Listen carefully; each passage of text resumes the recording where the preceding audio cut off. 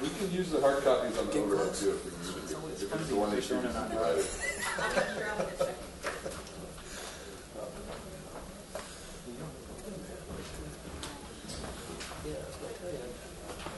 Two guys who are actually right in front of it. I was working with two guys who are actually right in front of it. Yeah. So one guy was talking about it.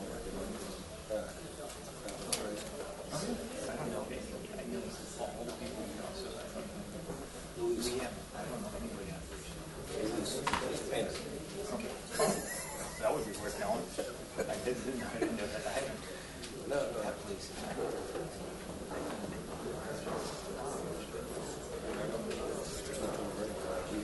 We have one that really wouldn't pay. Pictures of on Craigslist.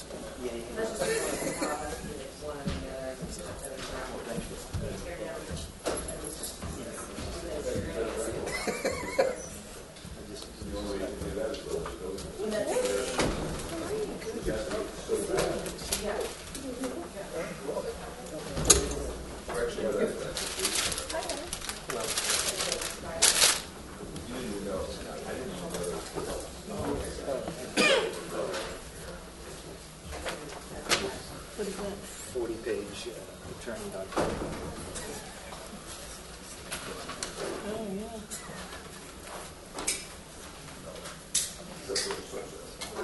Super. Interesting.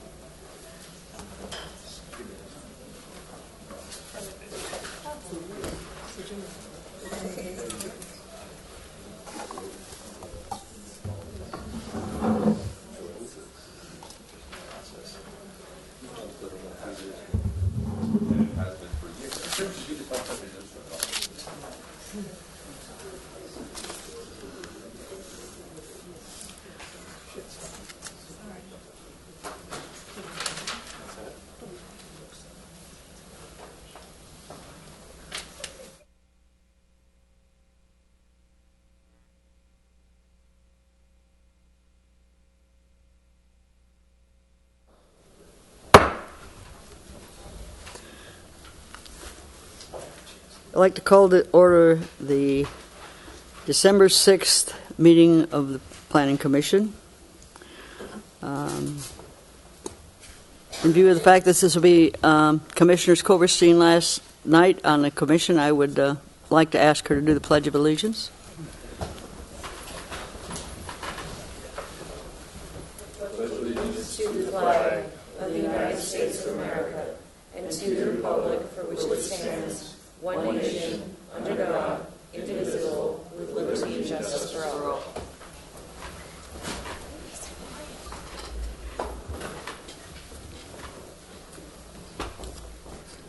Roll call, please. Commissioner Sweetie? Yes, present. Commissioner Monette? Here. Commissioner Parker? Present. Vice Chair Koberstein? Here. Chair Kistner? Here. Next item is a public forum.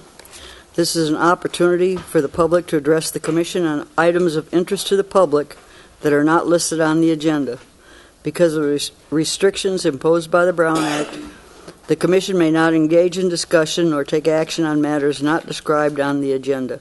Please observe the time limit of 3 minutes. I'm opening public comment. Is there any public comment tonight? Close public comment. Consent items. Members of the Commission or the public may ask that any item be considered individually for purposes of considering alternative action, for extended discussion, or for public comment. Unless this is done, one motion may be used to adopt all Recommended actions. The two items on the consent items are the commission meetings of November the 1st and the commission meetings of November the 15th, 2016. I would just ask that they be split because of absences for the vote of approval. All right? I'd like to pull November 16th. I mean, November 15th. As good as I am, Bobby. Pardon? Do I hear a motion on the minutes from November the 1st, please? So moved. Second. Roll call, please. Commissioner Parker? Yes. Vice Chair Koberstein? Yes. Commissioner Monette? Yes. Commissioner Sweeney? Yes. Chair Kistner? Yes. I pulled it because, and maybe it doesn't need it, but on page 11, under 6.1, there was no second on that motion, and I didn't know if it wasn't needed or if it was left off, so I thought I would ask for clarification.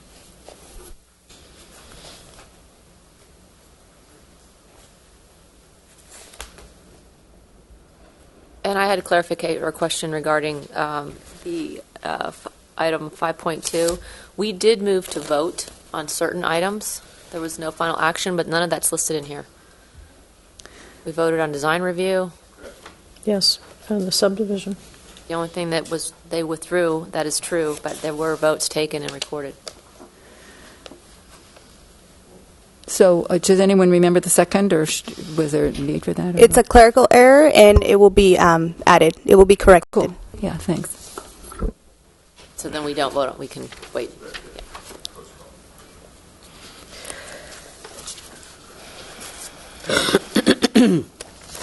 Next item is public hearing. It is a request by Joe McGrath for demolition permit, design review, approval to demolish an existing single-family home in order to conduct an 8-unit multifamily dwelling on the property located at 632 McCorkle Avenue in a high density residential district. I need to recuse myself due to distance to the property. Thank you. I need to recuse myself for the same reason. Thank you.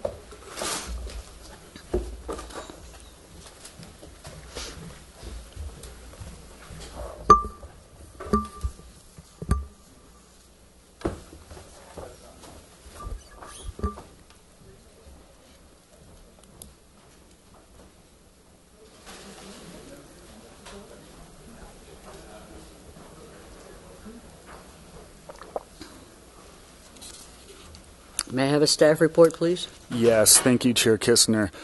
The applicant proposes to demolish the existing 1,700 single-family home and associated structures at the property at 632 McCorkle in order to construct a new 8-unit multifamily housing project. The proposed multifamily project would consist of two two-story structures containing 4 units each. The first building, closest to McCorkle Avenue, would contain 2 3-bedroom units and 2 2-bedroom units, while the building toward the rear of the parcel would contain 4 2-bedroom units. The 3-bedroom units are approximately 1,200 square feet in size, while the 2-bedroom units are 945 square feet each. The total floor area for all 8 units would be approximately 8,000 square feet. Each of the 4-unit structures would have a building height of approximately 23 feet 9 inches. The exterior of the new buildings would be finished with a variety of materials, including vertical board and batten siding, stucco plaster siding, mill-guard windows, and a corrugated metal roof. Siding will be in a variety of colors, including country lane red, iron gray, and light gray, while the windows and accompanying aluminum awnings would be dark bronze. The project does include 2 4-car solar carports. Staff finds the project qualifies for an infill exemption under Section 15332 of the CEQA guidelines.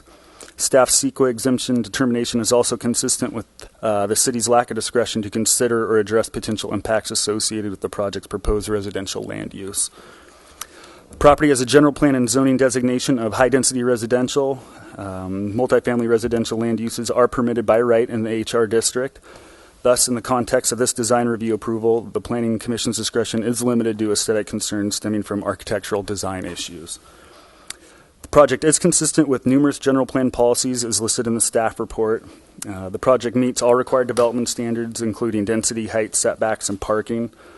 The applicant will be required to draw permit allocations in accordance with the city's growth management system. The applicant is required to make off-site retrofits in order to achieve water neutrality.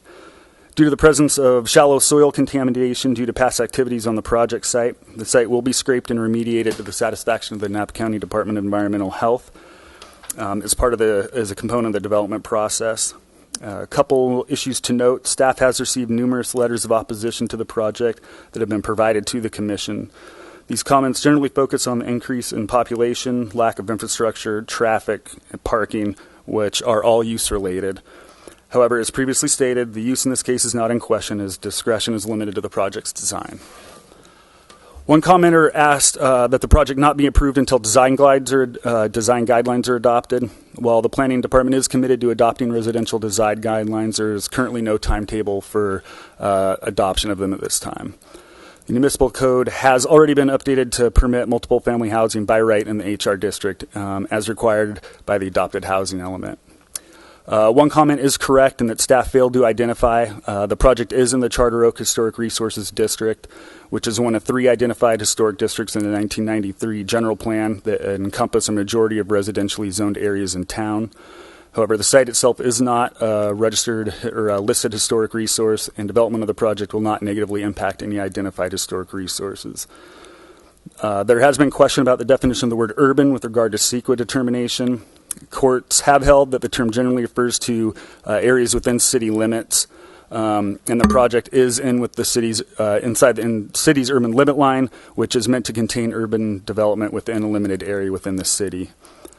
While the scope of our discretion is limited to design review, we have provided conditions of approval that are in fact listing basically restated required standards, criteria, and legislation.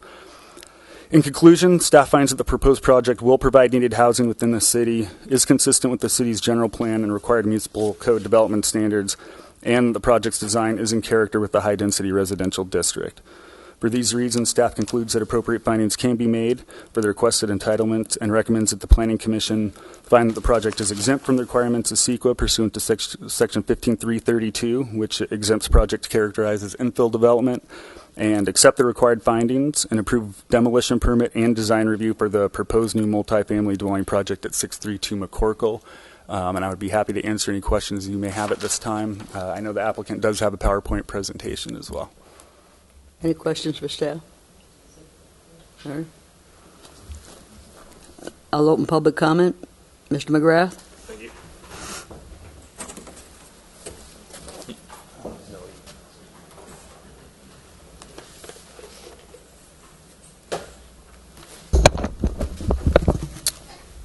Good evening, Chair Kirshner and members of the Plan Commission and City staff. Thank you for entertaining this application proposal tonight. Can you just go to the first page? First, I'll just introduce, I'm Joe McGrath. I'm the owner of the property, the developer of the property, and in this particular case, I'm also the designer of this particular application. The company we operate is Nest Properties. We have 39 units total in the North Bay. We have 9 units in Calistoga, 9 units in Santa Rosa, and 16 units in Fairfield. And then we also have 5 units across the street on Grayson Ave. Our business model is to buy and hold or develop and hold multifamily residential. I'm sorry, could you go back to keep on the first page, please? Basically, the area sort of that we're operating in is, in terms of a market segment, is low to moderate income and what I call the workforce housing segment.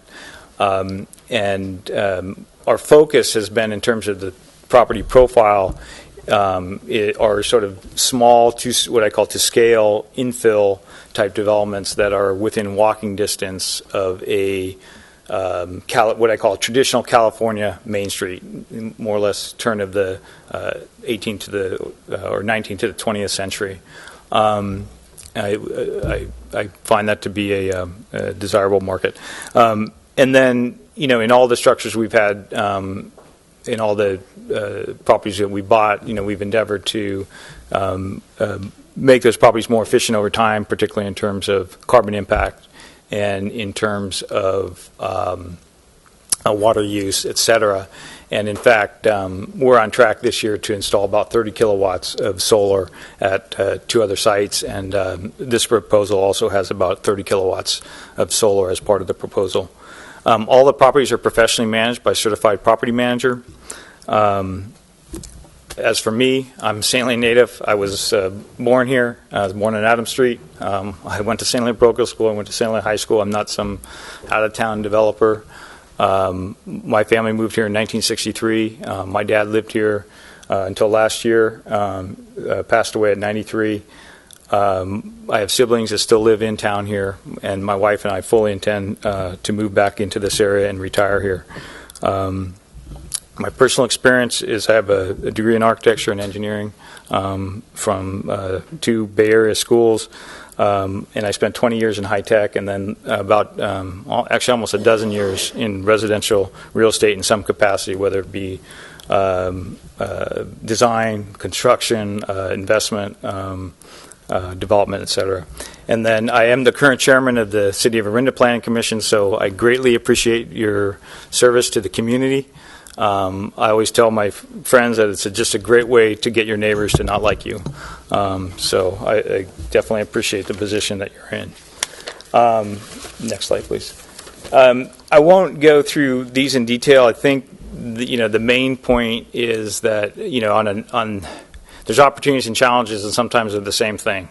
I think everyone would agree that there's an acute workforce housing shortage in this community, and Our Town's reports, I think Housing Element, both say more or less there's 2 jobs for every employable resident in this town, and that creates, as you can see right outside front here, creates probably what I see as the #1 quality of life change in my lifetime from growing up here to what I see now, which is traffic, inflow and outflow of commuter traffic during the weekdays.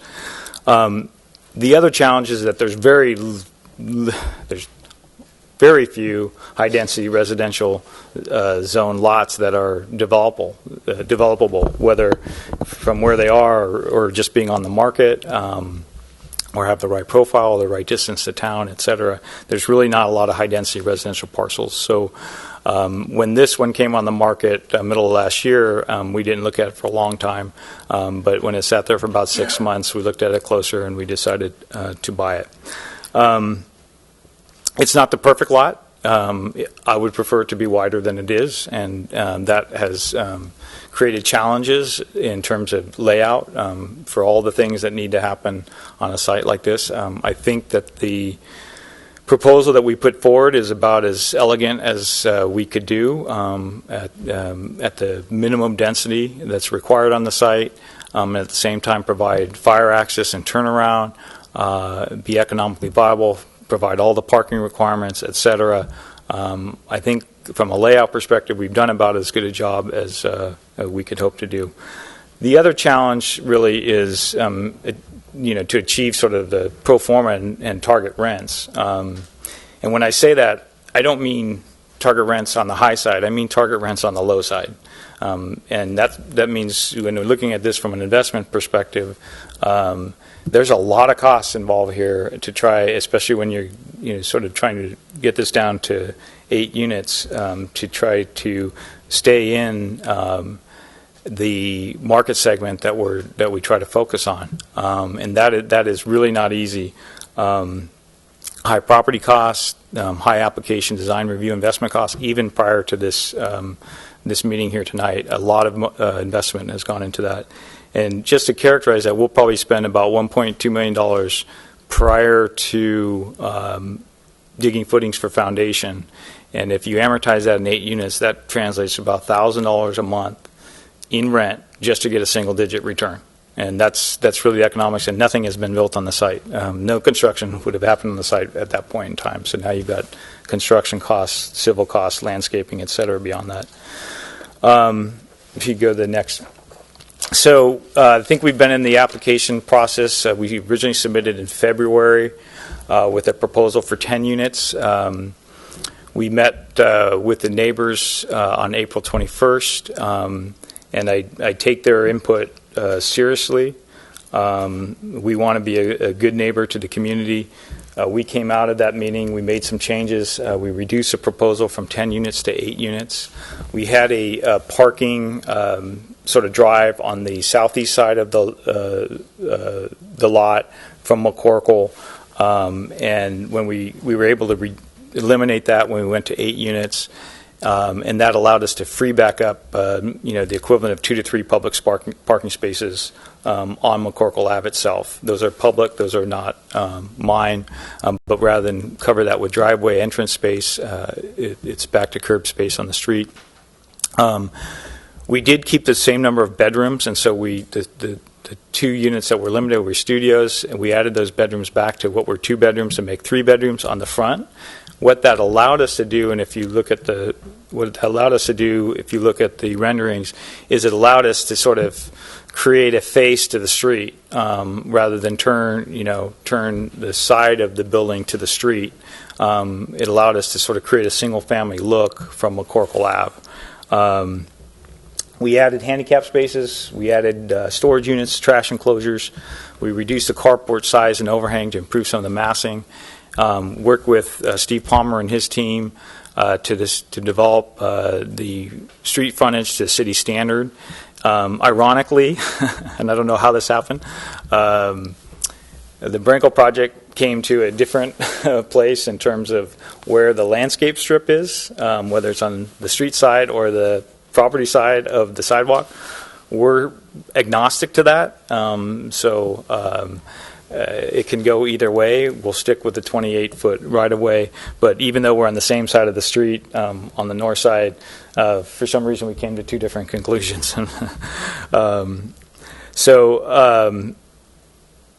We did, also there was concern based on and just want to really emphasize this, based on the prior owner who had stored a lot of crap, for lack of a better word, on the site. There was concerns from the neighbor of potential soil contamination on the site. This caught me by surprise a little bit. We did do a phase 1 analysis when we bought it. The report sort of was not really clear on the level of impact at that, but so we ended up doing a phase 2 soils analysis. We employed a very reputable environmental engineering firm, EBA, out of Santa Rosa. They're very reputable. They work with Napa County Department of Environmental Health all the time. And they conducted a phase 2 soil analysis. We tried to characterize the extents of contamination based on satellite pictures and based on photos that we had of the site prior. It was a site when I first saw it did not have that material on the site, and so we've developed a remedial action agreement. It's signed with Doug Calhoun of the County of Napa. He monitored the Phase 2 project, and he was in full agreement with the EBA report and the remedial action agreement that was executed by EBA, and that I think is a part of the package, is that signed remedial action agreement. And so, we've agreed to clean it up. It's certainly, again, it caught us by surprise, and but it is what it is. And bottom line, there's a 30-page report there talking about this. The bottom line is that this will be a cleaner site because we're doing something on it. If we do nothing on it, that contamination is there. It's also important to note that is shallow, and it's fairly isolated in terms of lead concentrations. The rest of the site does have some mineral concentrations, hydrocarbons. None of them are above what's recognized by the EPA as significant screening levels.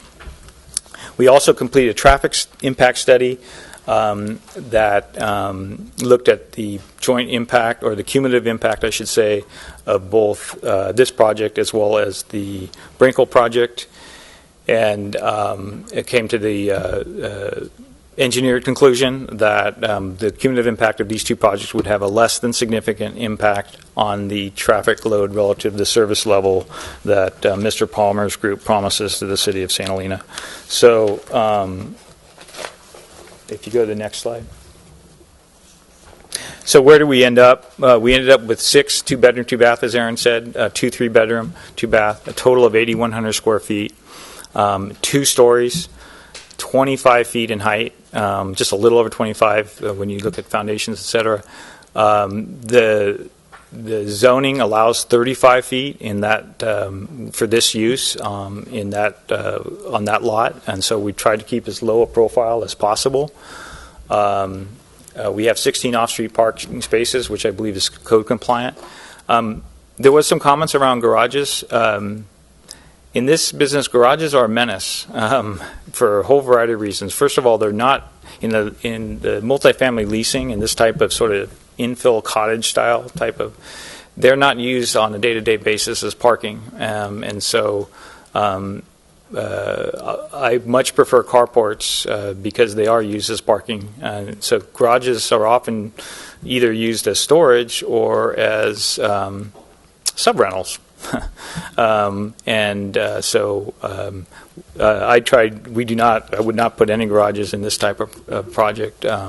Carports are much more preferable because they actually serve as parking spaces. They can be monitored easily. We're not asking for any variances. We're not asking for any exceptions. We're not asking for any fee allowances, and we're not asking for any waivers. We have a plan to meet the water neutrality requirements, actually come positive to water neutrality. I think that the architecture is in keeping with the Upper Napa Valley. You're not going to see too many people, within the local context of the neighborhood. I don't think you're going to see too many Victorian apartment buildings being built, and so there's some comments around that.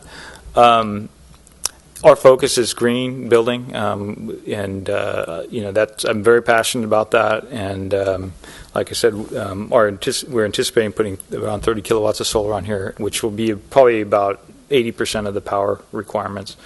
And then, unfortunately, we are going to demolish the house. It's really not habitable as it stands today, even to the extent that we allowed the Napa and Sonoma County SWAT teams to do exercises there last week at the request of the chief of police.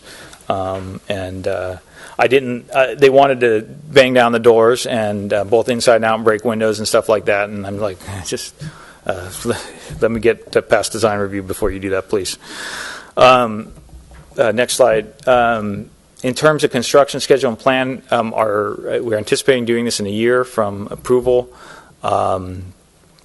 There's a rough schedule there. The one thing I'll probably highlight on this is that we anticipate, so we want to prep the site sufficiently to allow parking, staging, turnaround on the site rather than on McCorkle Ave during the construction period. The fact that we have a fire turnaround on the site allows for that to be used during construction as a truck turnaround, so that we can drop materials off, turn around on the site, and then come back off the site and not be turning around in the street or backing out in the street and doing things like that. So we plan on prepping that area, drive and parking area, to allow for the vehicles during the construction period. Next slide.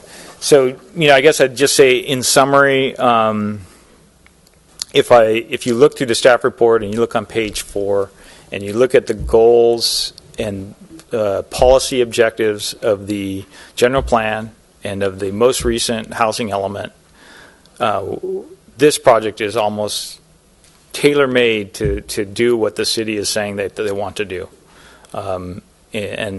You can go through each one of those bullets in detail, but this is a small infill, access to transit, access to shopping, access to downtown, and it really hits most of the policy objective and goals as articulated in the 2015-2023 housing element. I think it doesn't meet the acute need, but it partially helps some of the acute housing need. I believe it's respectful to the community. It is at the lowest density allowed by this zoning. I would actually have to get a variance if I put one less unit on this property. I'd have to come to you asking for a variance. And so we have it's placed at the lowest density. At the end of the day, it is entitled. This type of project is entitled for its use. So I hope that you'll find that this is a quality project and is a favorable application. So thank you, and I'm certainly happy to take any questions. I have a question about the carports. Could you describe them again, the roofing material? Is it translucent or? We're going to, so these are, and I've used this type of carport before. It's by a company called Baja. And the what you see on top is actually solar panels, and there'll be a shedding material underneath. And we haven't decided yet whether that's the same corrugated material that's articulating the roof, but that will shed water, and then solar panels on top of that. But it's a very low profile. I mean, you're talking about maybe a 4-inch type profile.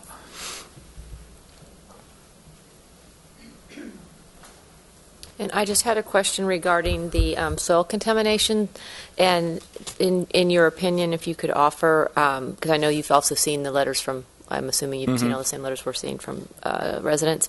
There is a discrepancy in, I think, the magnitude of contamination that your report found versus that from Dr. Skinner, and I'm just curious if you have any thoughts on that. As far as I know, Dr. Skinner hasn't done a phase 2 soils, and I unfortunately. I'm sure I just he's saw going to get that. up and talk. I just saw that 40-page document tonight at 5:45. Yeah. Okay, so you're saying but I'm not aware. yeah. I'm not putting you on the spot. I'm just saying. No, I'm not aware that Dr. Skinner has done a phase 2 soils analysis on the site. No, I did. It's. I think he's looking at the EBA report and commenting on that. There are so again. What EBA is an extraordinarily reputable environmental engineering firm.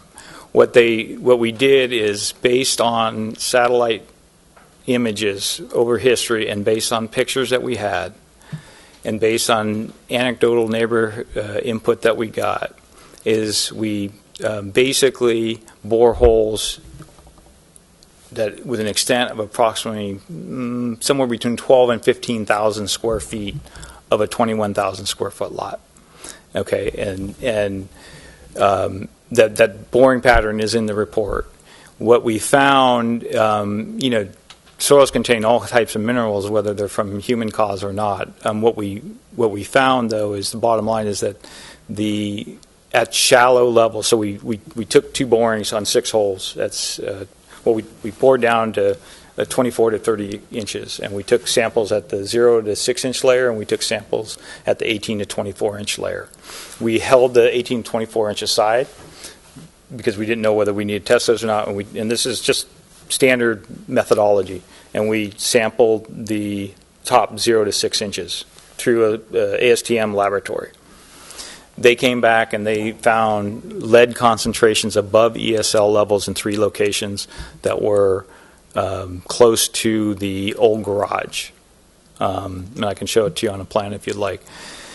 We then said, oh, well, okay, we have to understand if that has seeped deeper into the soil. And so we took all the 6 samples again, went back to, this is why, we probably took 3 months to do this. We went back. We tested now in a laboratory, again, the samples we had preserved, literally, to preserve refrigerated this is ASTM control process and observed by the County of Napa. They monitor this process as it goes on. We then ran that through laboratory tests and found all levels of lead, so there was never, any of the holes had hydrocarbons above ESL levels. They did show some hydrocarbons, but none above what is a recognized threshold by the EPA. And then the 18 to 24 inch sample came back, and it had it was all of the samples were below the ESL threshold for all minerals and for all contaminants that were being tested for. The professional, so, in terms of, and so then what we did was, we said, okay, well, we don't quite know the extents. So we went back out and we drilled 3 more holes. One right at the property boundary with the Monet property, and then another couple triangulated between where we had positive and negative results. And all those 3 holes came back negative at the 0 to 6 inch layer. So from that, you extrapolate a region for remediation. And so that region has been identified. It's in the report. Offhand, I'd say it's probably about 4,000 square feet of surface area, going down approximately 18 inches. And then that soil gets characterized, that soil gets excavated, it gets characterized sort of in situ, and then depending upon other factors of the propensity for that soil to allow chemicals to move or not, then it goes to the appropriate landfill. And then the extents are tested. Then the remediation plan now tests the extents again to determine that, just like a brain surgeon would do when he looks for cancer, they would test the extents again and say, well, we've got it. And that's the remediation process. So this site, this site will be far, first of all, we didn't do this. This site will be far cleaner when we leave than when we came. Thank you. Thank you.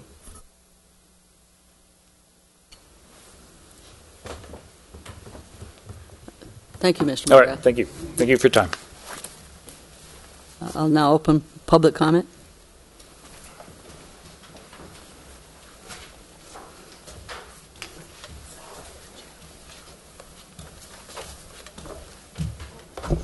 Good evening. My name is Vicki Bradshaw, and I'm a resident of St. Helena. I believe the staff and the commission received copies of our written comments last night, the crux of which is the city has incorrectly determined the project is exempt from CEQA because it qualifies as a categorical exemption as an infill project. The legal arguments for that are included in those papers. Rather than repeating what is in those comments, I would like to talk about the almost total, if not universal, opposition to this project by the neighbors. Nearly 10 months ago, some of the residents on McCorkle Avenue asked if my husband David and I could work with them. I've attended weekly and monthly meetings in the homes of the people living on McCorkle Avenue, listening to their frustrations about trying to get the city to pay attention to any of their concerns.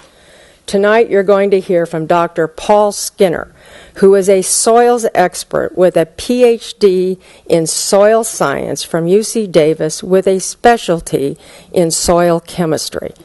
If you've read Dr. Skinner's report, which was attached to David's written comments, or after you hear from him this evening, you will only have to conclude that requiring an EIR is the only correct public policy decision.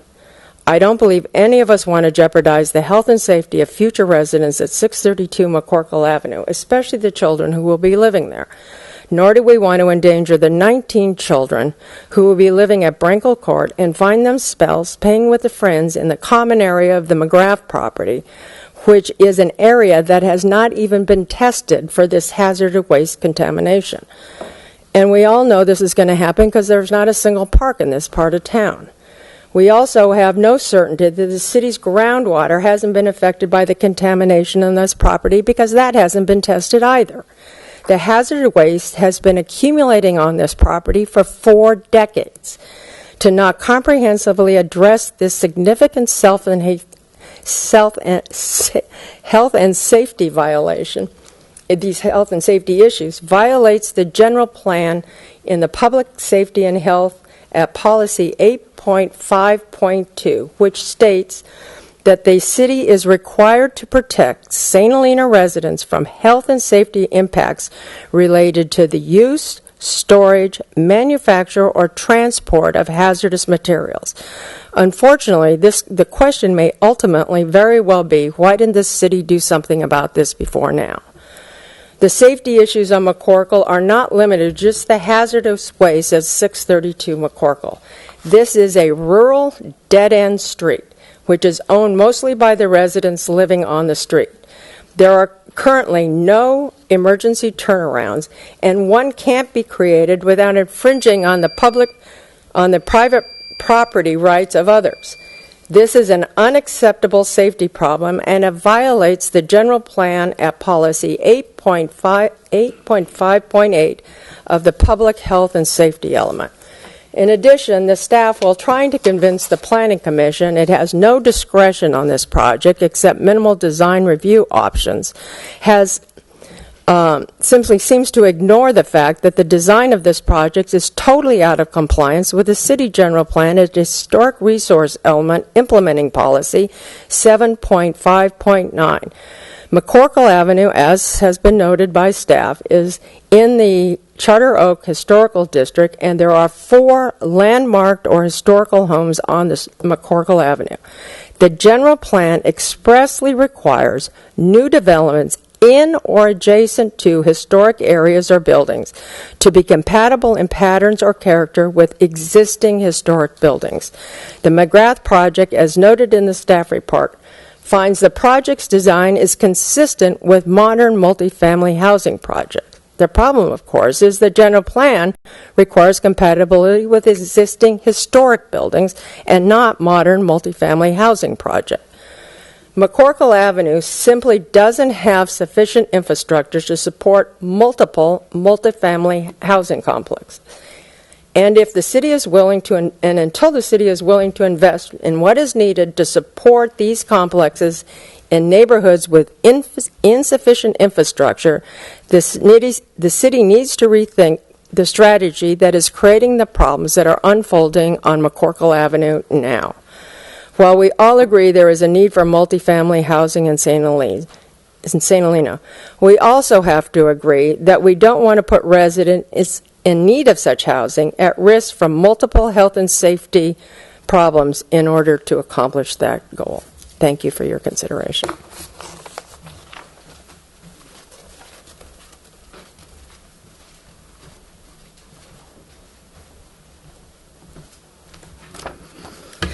Good evening. My name is Elizabeth Gills. My husband Glenn and I live at 645 McCorkle Avenue, directly across the street from 632. We bought our home 15 years ago as our retirement home after working for many years in Silicon Valley. This home is our retirement plan, and we chose to live on McCorkle Avenue because it is a quiet and quaint country road. Our neighbors were invited to meet with Joe McGrath regarding his development plans for 632 on April 21st, 2016, at which time he told us that the rental income from these apartments were part of his retirement plan. We have since learned that Mr. McGrath is married to Sonia Singal, who is the global president of Old Navy, under the GAP umbrella. It's safe to assume that the rental income is not truly his retirement plan. The infrastructure on McCorkle is not adequate for an additional 8 apartments. The majority of the street at our end is privately owned. There is not adequate water runoff drains. The street in front of our house floods with each rain because the drain is cemented over. It is a dead end, therefore no place for emergency vehicles to turn around. There's not adequate parking. There are already cars parked everywhere you look. With the addition of Brinkle Court to McCorkle Avenue, there will be 19 new children moving into the neighborhood. There's already 10 apartment complex at 664 McCorkle, 2 lots west of 632, with multiple children playing in the street because there's no place else for them to play. It is not safe to add 8 more apartments. Prior to 632 going up for sale, I watched on a daily basis large dump trucks remove trash, garbage, metal scrap, multiple cars, boats, and an ancient trailer. This went on for 6 months every day before the house could be sold. This should not be CEQA exempt. There should be extensive inspections done to ensure the safety of all. The addition of this development will surely bring down our home values. The most recent sale on our block sold for 30% less than the asking price, as the buyer was concerned about the development plans on McCorkle. This project will only make it worse. And again, this is our retirement plan. We're deeply concerned about the feasibility and safety around the project, and we request that you deny this proposal. Thank you.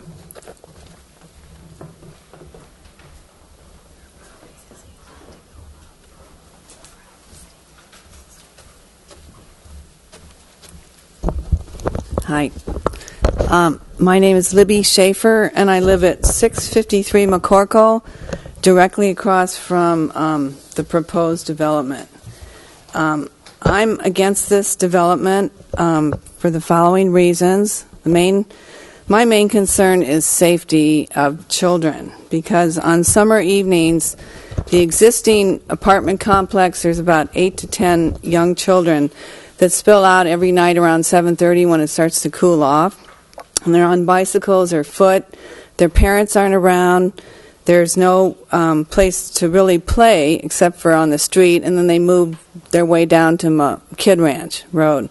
And they used to come out and greet me when my dog was alive without looking at all for any cars. Of course, normally we don't have that much traffic because it's a dead-end street and it's a country lane. But I feel with the addition of the Brenkel project and this proposed project that we're going to have a casualty. We're going to have some trouble here. The safety, it's just an accident waiting to happen. So I'm very concerned about that. Let's see here. And I just think the density, we are all in favor of the Brenkel project, but I think with the addition of this new one, it's just too many cars, too many people, too many children, and so forth. Water, I don't know where to start on that one, but it does seem, I've lived in this town since 1978, and we basically have a cyclical drought climate. People shouldn't be planting grass, and so again, with more units, there's more water consideration. The turnaround is not, of course, adequate right now for any kind of emergency vehicle. It's my understanding that 2/3 of that turnaround area is privately owned. So again, I don't know how the city is going to make that happen if this project goes through. And lastly, I have to agree with the previous speakers about the toxicity issue. For 6 months, I watched these trucks pull this amazing amount of junk. These pictures that Paul put are just incredible. And this guy was a hoarder. Somehow he managed to get around in a wheelchair, but he Meals on Wheels could barely get in. The guy was kind of a nutcase and super hoarder.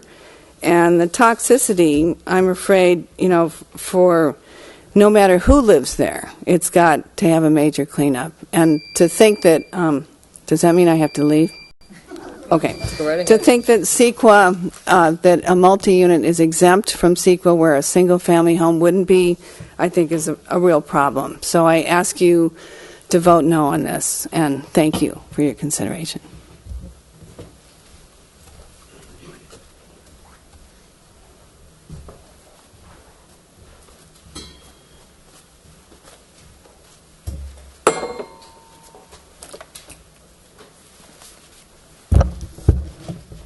Good evening. I'm Paul Skinner, and members of the Planning Commission and city staff would like to address some of the concerns I have about the development project on McCorkle. This is a picture that occurs every Monday night for about 18 hours. Now, I drive around St. Helena, and I don't see any fire hydrants blocked by anything anywhere else but on McCorkle. You can find up to 15 refuse bins in front of only the single fire hydrant on McCorkle every Monday night for at least 18 hours. Now, as a liability issue to the homeowners there, I think that's something that can only get worse. There's complete parking on the other side of the street where the apartments exist, so there's no place for them to put their refuse bins. The next slide, this is my driveway into my property, and I just gave up because it's hopeless. It's always blocked with cars or bins or and then when the bins get picked up and the glass falls out, I have to go and clean up the glass. And this is where the previous speakers have been saying is directly across from the apartments where the children play in the street. So we have an issue already with parking, with refuse bins, with fire hydrant blockage.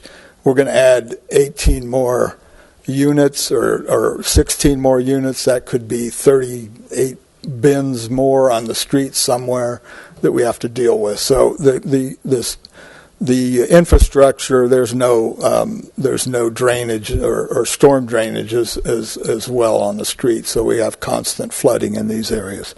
So the next slide, though, is what I'm really concerned about. This is a picture of the property, the 632 McGrath property, as it existed probably for over 20 years.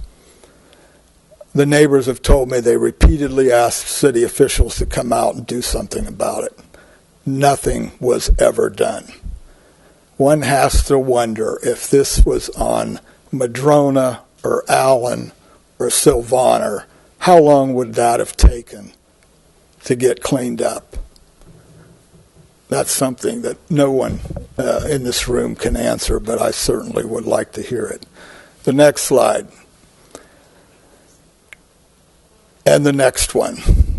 Look at the two 5-gallon containers against the fence there with liquid. When I showed this to Napa County Health, the immediate response was that could be anything in those containers.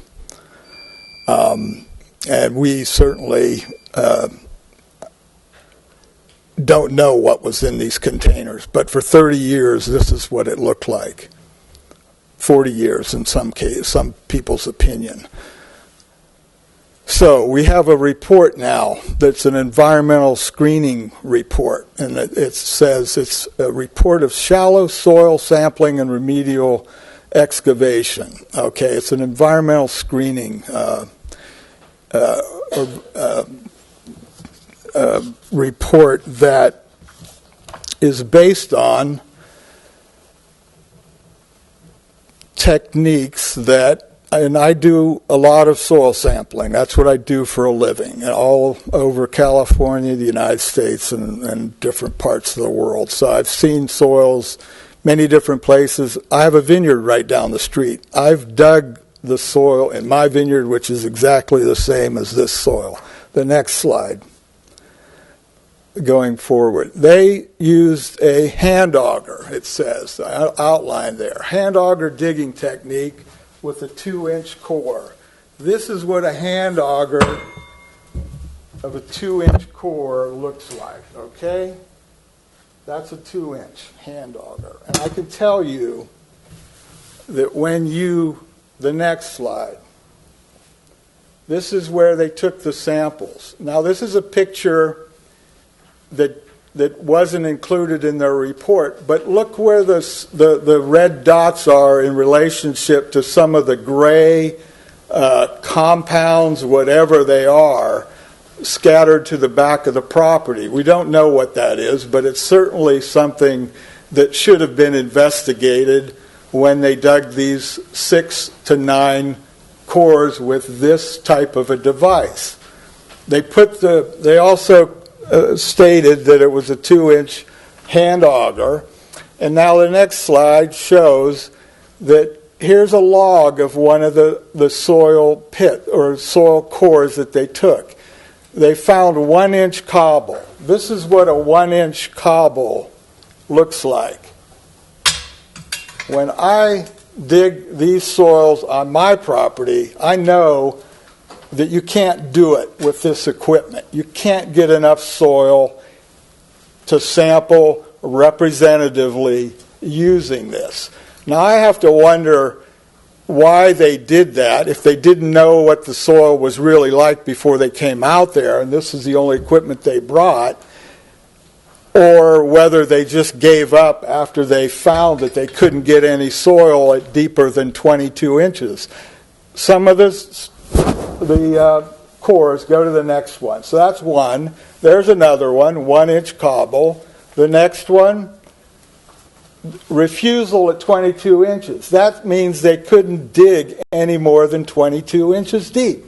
So they're reporting levels at 18 to 24 when one of their holes was at 22 inches. So it's an error. So the fact that they couldn't dig any deeper than 22 inches, though, I think it really it compromises the quality of their findings. And so the next slide. Not only did they find cobble, but they found gravel in these holes that they couldn't even keep it in the bucket. That's what this is called, the bucket. So the gravel was falling out of the bucket. So again, they probably couldn't get an adequate sample from some of these deeper layers of soil found that they did sample. So the next one. This is the results of their sampling. And across the top you see chromium, cadmium, lead, nickel, and zinc. Those are the 4 or 5 main toxic chemicals that we deal with in soils. And lo and behold, they're all present. And they're present on the surface and in the subsurface, but we're going to get to that because they didn't really take these samples deep enough to determine whether there was anything there or not. But the ESL limits that go across the bottom that are being referred to as the absolute requirement for toxicity or not, that's complete bunk. Excuse me, is there a time limit here for speakers? I thought it was 3 minutes. No, I'm waiving that tonight in view of the project. The ESLs are limits that are environmental screening limits. It's when it comes to the EPA, my first job was with the EPA, working in the water pollution control facility in Cincinnati, Ohio, called William Howard Taft Center. And my job was to look at all the data, reports that were being published on the toxicity, the carcinogenicity, the teratogenicity of chemicals found in drinking water. And I can tell you it's a completely moving set of data that we're always finding new things out. We're finding we don't know about certain chemicals as much as we think we know. And those limits are fluid completely. They completely are changing. So nothing's set in stone about those numbers up there. And this report deals with the lead levels like 80 is a bad number, but 72 is not so bad. And that's not the way it is. A difference of 8 parts per million lead is not a level where you just say, okay, we're good. That's not the way it works. So I want to point out some other things about this. Zinc is an interesting element here because the next slide shows the zinc concentrations on the property. Now this is a technique we use all the time called geospatial analysis. So we take the known samples and then we interpolate to show what the pattern would be across the entire site based on the samples that we have obtained. It's usually an indicator that we didn't sample enough to be able to really characterize certain areas of the property. But just in looking at these numbers, the range is from 500 to 1,000 parts per million, most of them around 100 in the back. Well, the next slide, this is a 12-acre vineyard parcel here in St. Helena. Look at the range there, from 0 to 1 part per million zinc. So the fact that zinc is, go back one, if you would, back to the last slide. The fact that zinc is 1,000 times in some areas and 100 times over the whole property indicates that there's contamination across the whole site.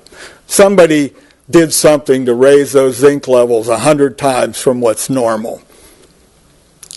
So go ahead to the next. That's a normal-looking zinc concentration in 12-acre site here in St. Helena. The next slide is chromium. Now, chromium isn't listed as a toxin on the report because there's no ESL limit set. But let me read to you. This is one of the Bibles of soil science. This is far. I'm just going to ask him to. I'm just going to ask him to wrap it up, Mr. McGrath. This is far outside of the norm. I run these meetings myself personally. This is far outside of the norm. Look at the data. Cadmium. Would you please wrap this up? I will wrap it up. Cadmium is toxic to humans and plants. Chromium is mobile in the soil, toxic to aquatic life, microorganisms, and animals. It's also a suspected carcinogen. There's no mention of the chromium levels in the report. But because it's mobile, if you look at the data, it's moving through the soil where they tested it. It's almost as high in the subsoil as it is in the surface soil. So it's moving through the soil, and that's a potential problem for the stormwater control on the property. It's moving off-site to the neighbor's site. There's no storm drainage, so it's also going into the aquifer, which is only 700 yards away from a city well. Go to the next slide, please. I'm asking you now, would you There's please the wrap lead this up, level. please? Okay, lead is a problem, and the next slide shows the well. Go ahead. There's the fact that lead is actually moving through the profile into deeper layers than they sampled. So I'd like to see deeper sampling all through the property. The next slide. I'm asking you now, would you please wrap this up? Okay. Thank you. Any more public comment, please? You know, I do. I'm Joe's sister, and I live here in St. Helena, and I know I can speak that he has a tremendous amount of integrity, and we are not people. We've been here for actually 1962, and I've seen his projects. He's very smart. He's very artistic. And I can't help but, I've been here long enough that I question this whole thing about the housing issues. I've seen the changes in the commuting from Napa to St. Helena. It's terrible. It takes me 45 minutes to get to Yountville on a Friday or Tuesday to get to the Vintners, and it's all commuting traffic. First of all, he wasn't responsible for the contamination of this piece of property, and I know Libby, I know these people, and your housing, the worth of your housing has to be going up rather than down if you were living across from this hoarder. I mean, the pictures are atrocious.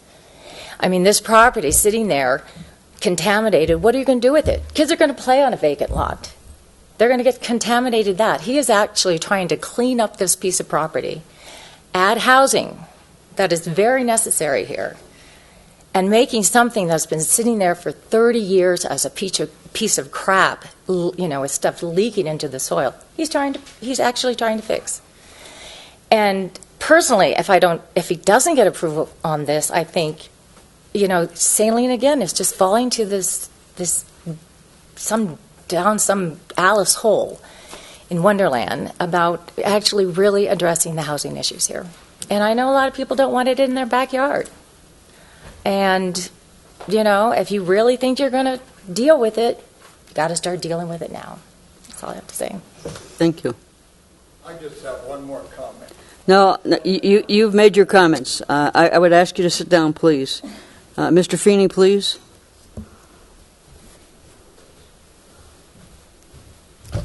Good evening, everyone. My name's Jeff Feeney. I live at, we'll leave that right there. I live at, we could use a little laugh. I could live at 930 North Crane Avenue. And first of all, I just want to thank everybody for being here and listening to this project. I worked with Mr. McGrath on the purchase of this property. And when we looked at this property, we knew that the zoning on this property with the high density residential had the potential to have a really great project put on it. Joe McGrath, with his background, Joe McGrath with his understanding of St. Helena, Joe McGrath with his future of being back here in St. Helena, all points to one thing. That man right there wants to do a good quality project here. He's done everything that you guys have stipulated in what kind of your wish list to make this happen. 8 units. Not many. One less, he'd need a variance. green, solar. He's looked at this and said, what can I do to make St. Helena a better town? Certainly, if I were a neighbor, I would feel probably a lot the same way that a lot of people do for the things happening on McCorkle. But that zoning's been there a long time, longer than 15 years. That zoning is there because people saw that as a reason and a need for this community. And clearly there's never been a time where we've needed more than we do now some high-density housing that can help people live here and work here. And this man is willing to put his money into that project and make this town better. I would ask you to please support this project tonight and know that it's in the best interest of this town. Thank you. Any more public comment? Mr. McGrath, would you like to? Yeah, so, wow, where do you start? So first of all, I'd like to register a formal complaint. I am, as I said before, I'm the chair of the Orinda Planning Commission. We have a lot of stuff that comes before us. We have a community of 22,000 people. To allow a speaker to sort of hypothesize and speculate for almost 10 minutes is unheard of, at least in my experience. So I'd like to just formally register that as a complaint, and I think it precariously gets you into a very easily justifiable area of appeal. The second, I guess, comment that I would like to, is that what my wife does or does not do has no bearing on this hearing whatsoever. If that's a condition and what motives I have or do not have for this project has no bearing on this hearing whatsoever. Listen, you can ask anybody that knows me. I am as environmentally minded and eco-conscious as just about anybody that you'll come across. I was caught by surprise. It would have been nice when I was talking with Miss Monet about what I was doing prior to the purchase that she might have even actually mentioned some of this stuff so that I was not caught unawares. I spoke with Miss Monet prior to closure of escrow, and she didn't divulge any of this information. I didn't get these pictures until they were presented after the initial public meeting. The community meeting on April 21st. That's when I first saw the pictures of the site.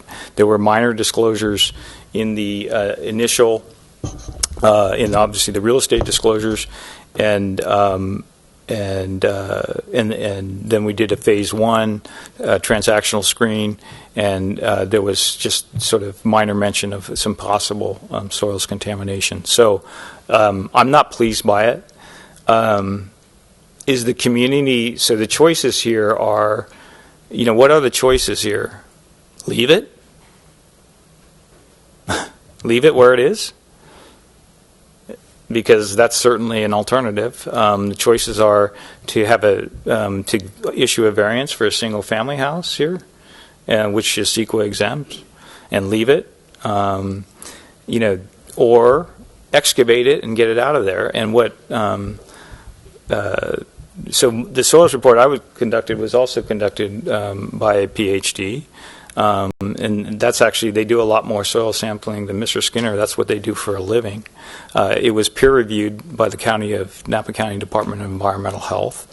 And the fact of the matter is, as I mentioned before, is that we're going 18 inches deep. That's what if you read the remediation plan, that's what it calls for. And then we're going to test the extents. That's what it calls for.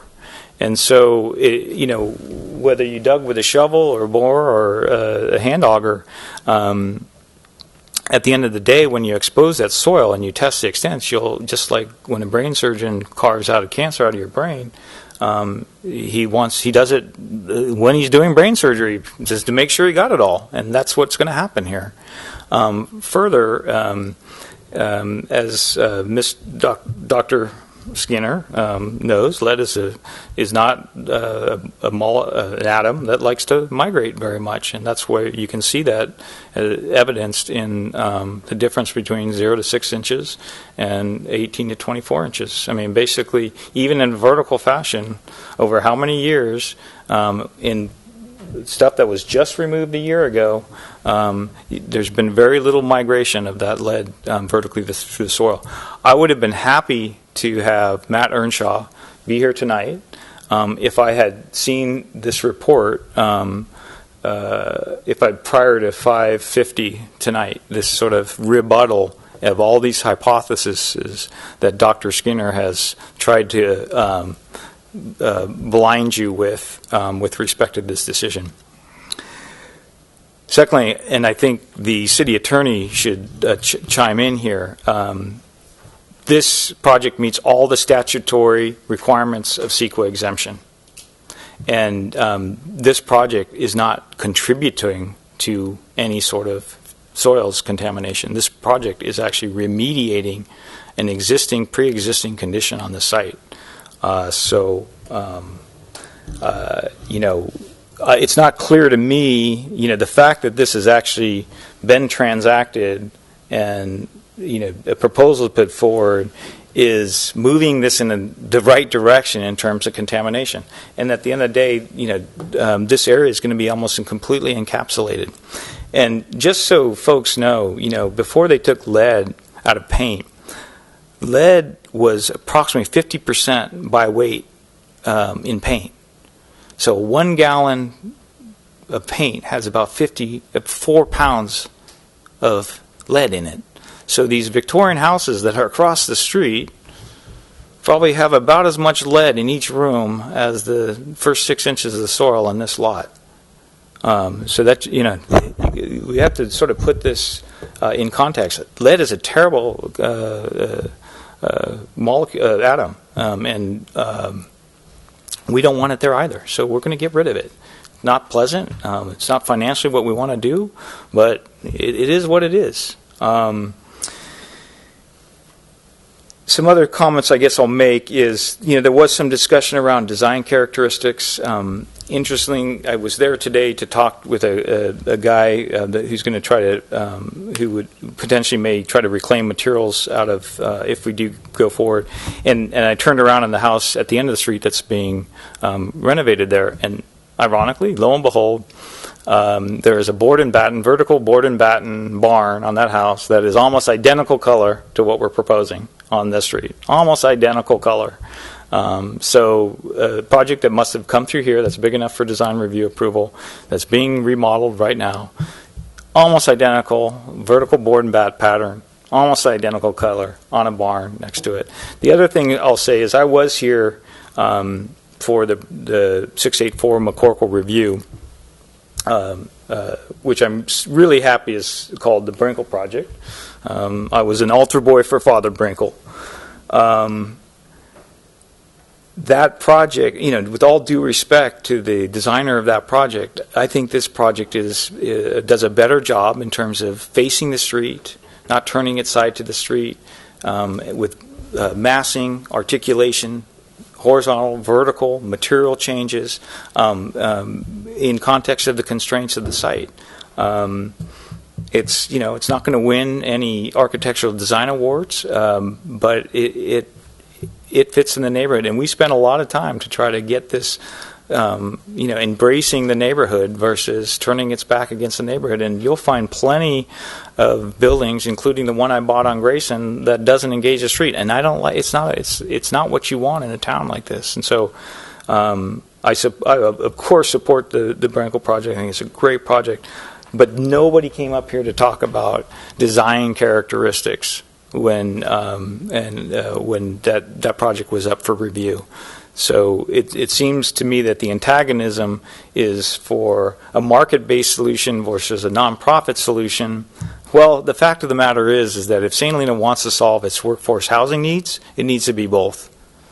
Because I can probably move about twice as fast as and they're doing great work, but I can probably move twice as fast in terms of a market-based project, and there's others out there that can probably do the same. So if you're really serious about the problem, then that's something you should consider. The other point I guess I'll make is, I just want to talk because there's been discussions around 50 cars and things like that. So an audit of my own units, which demographically are very similar to this. So we have 39 units, we have 49 bedrooms, we have 69 residents. That's 44 and we have 44 cars in the units that we have. That's 1.4 residents per bedroom. It's 0.9 cars per bedroom. If you apply that back to the McCorkle project, that would be 26 residents and 16 cars, and that's probably about right. If you actually look at our Grayson property that's across the street, it's most similar to this. It's in this town. The units are about 900 square feet. They're 2-bedroom, 1 bath, not 2-bedroom, 2-bath. But there's 5 units there. There's 10 bedrooms. There's 13 residents. There's 7 cars. There's 1.3 residents per bedroom, and there's 0.7 cars per bedroom. So it's less dense than the rest of the units that we're involved in. And so I think I'm really comfortable with the type of number that we're talking about. And so the last thing I'll say is, if you look at the staff report, page 4, and you actually look at the stated policy objectives of your 2015 through 2023 goals of the housing element in context of the general plan, and you look at the 8-year action plan, 2.64. Point 4, permit infill development in higher densities within currently developed areas wherever possible to minimize and postpone the need for expansion of the urban service area. Check. 2.6.14, encourage a mix of housing types and price ranges to allow choice for current and future generations of St. Helenans. Check. Housing element 1.4, address working force housing needs by supporting an improved jobs housing match. Check. Housing element 1.5, encourage innovating housing types and designs. Check. Housing 2.1, encourage higher density development where appropriate. Check. Housing 2.2, ensure that higher density housing opportunity sites are not lost to lower density site uses. Check. Allow conversion of single family homes to multi-unit dwellings in 2.5. Check. And promote a balance of types of housing throughout the whole community. 2.6. Check. So you just signed a contract with the state of California that basically articulated what you were going to do as a city. So I highly encourage that and hope that you do that and find favorability on this project. Thank you. Thank you. Public comment is closed. Mr. Brown, would you like to make some comments for us, please? I would. Thank you, Madam Chair. There has been, I think, a lot of confusion about what is before you this evening and what isn't before you this evening. We worked with your staff to try and develop a staff report that explained what I think is, in many ways, to a lot of folks in town, not intuitive. It doesn't make sense to a lot of people from what they're used to in the normal local control over your decision making, your land use decision making. The reason we were careful in the staff report to do that. What we have in St. Helena is a situation now where the use aspects of this, whether there may be high density development in this neighborhood, that's a decision that was made by the city council, not just in this housing element, but in the previous housing element. And the city council made a commitment, not only in this housing element, but in the previous housing element, to allow multifamily residential development as a matter of right. That was an issue that we fought hard about in the Calderon litigation. It's also, for that matter, an issue that I've been pretty active with the California League of Cities, and that organization is dedicated to preserving wherever possible local control. In other words, local control over these kinds of land use decisions. Unfortunately, over the last 20 years, that's a battle that cities have been losing. And this issue of by right development is one that the state has taken away from cities. And through state legislation, in a variety of different sections of applicable government code provisions, and in the housing element law, which is implemented and enforced by the Department of Housing and Community Development, which is the agency that reviews and approves cities' housing elements. That's been taken away from us, and we've been essentially required to relinquish our local control over whether there would be this kind of a use in these neighborhoods. What we didn't relinquish, however, was one area of discretion. So while we have given up, and I came before you about a year ago, I think it was, when the City Council was finally directing us to implement the housing element programs, and we had to amend the zoning ordinance to make development like this permissible, a permitted use by right. And I remember talking about this, and the questions came up, and I remember, Bobby and the rest of you were concerned, and the questions were asked, what can we regulate? What is left to our discretion there? And I remember saying at that time, your discretion will be reserved to design. That's going to be the extent of what you're going to be able to regulate. And the question was asked, does that include CEQA? And I said, CEQA review will be limited to your discretion. So if you only have design review discretion, your CEQA review is going to be limited to the design aspects.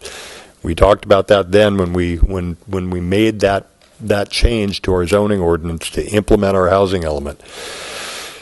I only discuss all this to try and have it make sense to people who are watching this process and saying, why can't we be looking at issues like parking and traffic and safety and soil remediation, things that you normally exercise your land use authority over?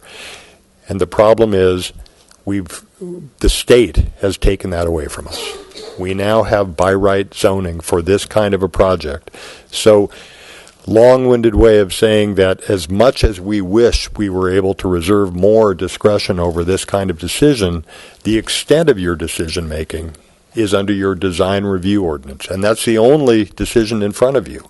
Design review and the demolition. And remember that your demolition permit here, the demolition authority, is in your design review ordinance.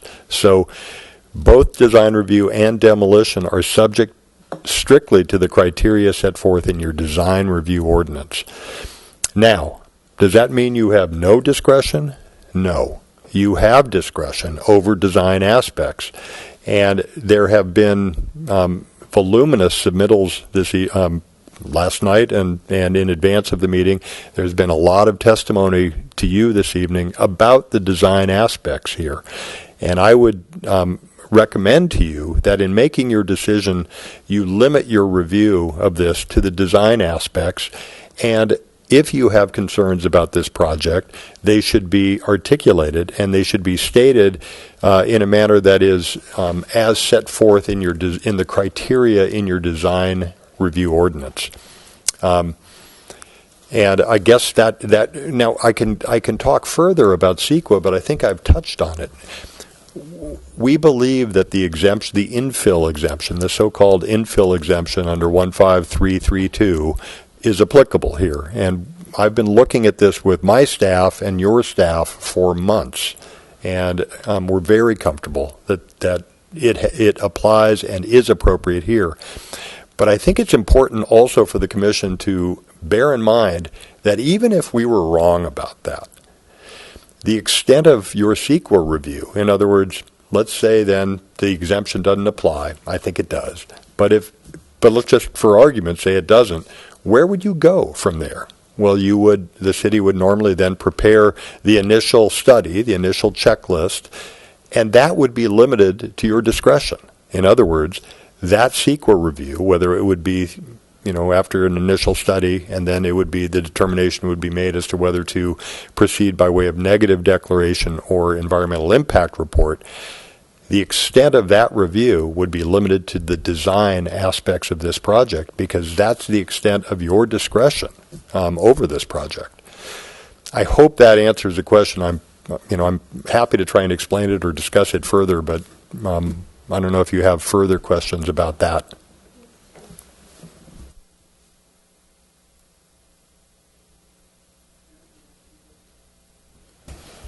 No, I have some comments, but maybe since what we've just heard, we should begin with design review. I think that's correct. Before we get started, I want to know if the planning director has any comments.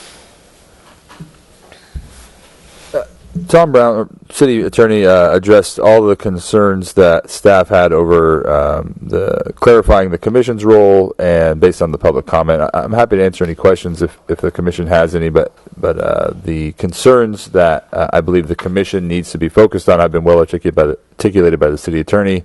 Staff has nothing to add. There are numerous comments and characterizations made in the public comment period. Staff doesn't feel the need to address them beyond what the city attorney did.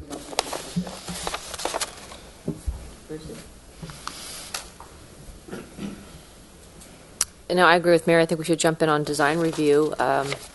We can speak to some of the public comment, but I don't know that it might be a good idea for record if we have any thoughts on that, but I think we should, the useful conversation is around design review. I agree. I will say one thing that I think is important, that doing nothing leaves this lot as dangerous as these neighbors are concerned about. So the applicant is mitigating a problem he didn't create and leaves the property better off than it was. So I think that's just important to think about, but it doesn't impact our discussion tonight, our decision. I agree with that.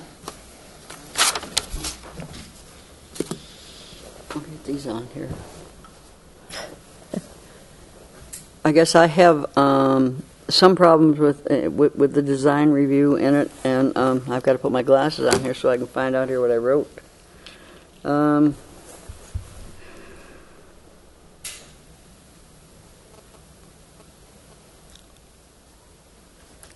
I guess I'm having a problem with in the design review.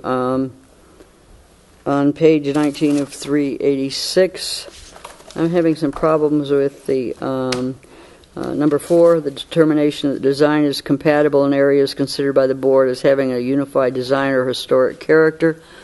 And I don't know, and I guess maybe you might answer that for me if you could. I'm concerned about the historic district. Is this is something that really wasn't covered? Was the That's correct, Chair Kistner. There is in the historic resources element of the general plan, there are 3 historic districts in town that are identified. This is in one of them, named Charter Oak. That was not in the staff report. It should be noted a large percentage of residentially zoned areas in town are within these districts.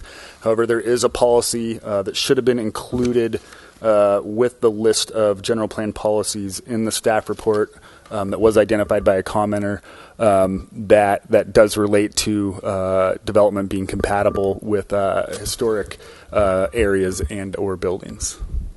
And that's 7.5.9. But there are other properties in that district that are not Victorian. That's correct. So I think I just wanted to bring that up because I hadn't seen anything on it. Okay. But I think in driving around that portion of town, we see similar structures, historical or not.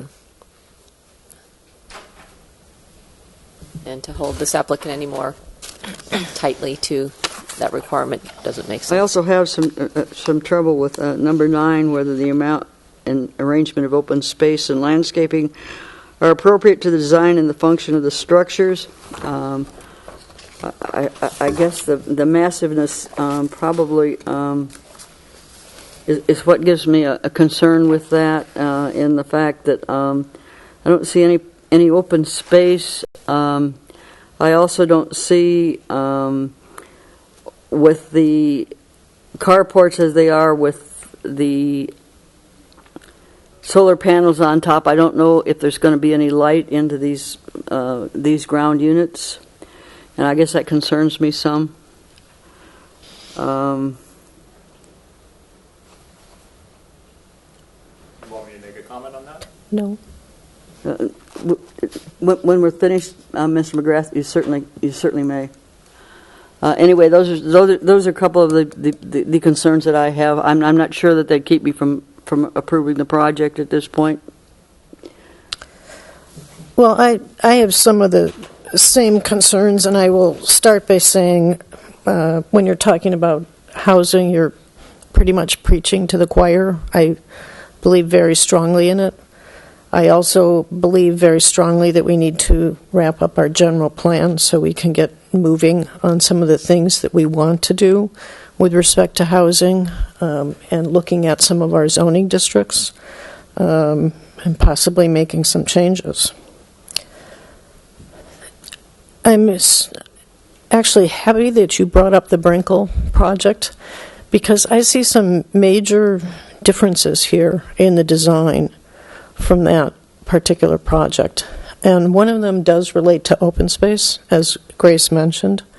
There is no private open space on this project for anybody, not a terrace, not a balcony. There's no play area on the north end of the site as there was at Brinkle. And to me, if you're trying to create good housing and a suitable living environment for people, and particularly in this climate, you need some exterior open space that you can call your own. And we had it at Brinkle. They had small backyards, fenced, and we had a play area. And to me, it's one of the primary negatives about the design of this project. I don't see it.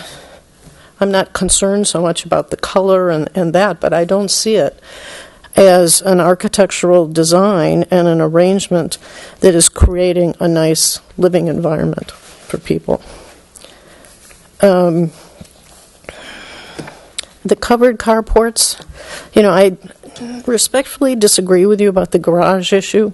There were garages at Brinkle, and so roughly half of the cars were parked outside. And I do think here that the carport and having that where you enter the project, it's kind of an odd design feature. I do think that if you look at the floor plans in the living rooms of these units on the first floor, which I think have an orientation of kind of south and west, where you'd have most of the sunshine during the day, I don't know how much real natural light and air you're going to get in there because of the carport construction. And when you're up on the second floor, it's kind of like when you got the bad room at the hotel and you're looking down at the roof of something else. It's not, you're not going to see the green space. It's not preferable in my mind, and I don't think it's a real good solution. I'm not sure what led to the decision to put the units on top of each other as opposed to next to each other, as they were and are at Brinkle. To me, and I'm no sound expert, but I think side by side with the kind of fire walls that you need to have, I think there might be less sound transmission. I could be wrong. Maybe you're going to have the same thing up and down, but I think that there is more privacy and in the Brinkle type design than this design. Having recently walked around the community quite a bit, including a lot of our multifamily neighborhoods, this kind of design with the exterior covered staircase that gets you upstairs to the upstairs units is not, in my mind, innovative housing design. I find it kind of old school. Maybe that's a bad word, but I don't think it leads to a nice of a living environment as the side-by-side design. I also wonder what happens to those people up there if there's a fire. So, I mean, I'm more than willing to talk to the rest of you about this, but I'm struggling here because I am a real housing advocate. But you're dealing with a site that's very narrow, and the design and arrangement of the buildings that you created here, in my mind, doesn't satisfy some of the standards. Could I come up and just respond to a couple of those items? Let the other commissioners speak first, please. I would disagree with Mary on that, in that just because of the shape of the slot, if they were to be side by side, you would, I don't know where you would put the number of units, though we have to meet to get to 8 units here.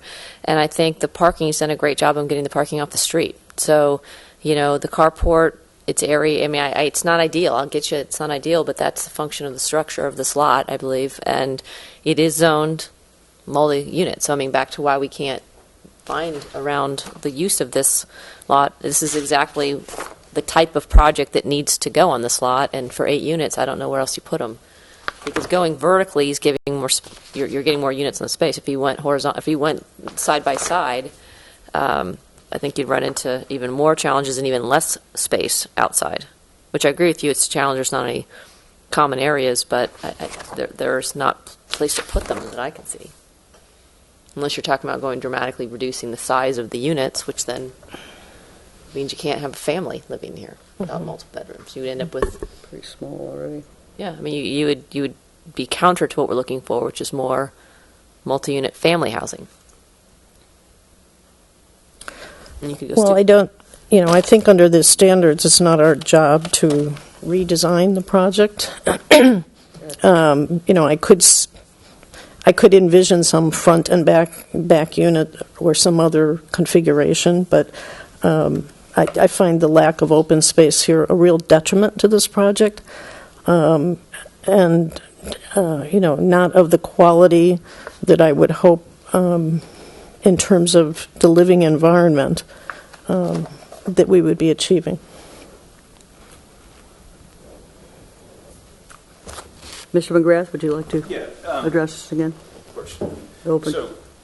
So let me just first, I guess, address the this configuration comment, because I mean, it's not like we just sort of threw out a configuration like, oh, this is the one, it's the ideal one.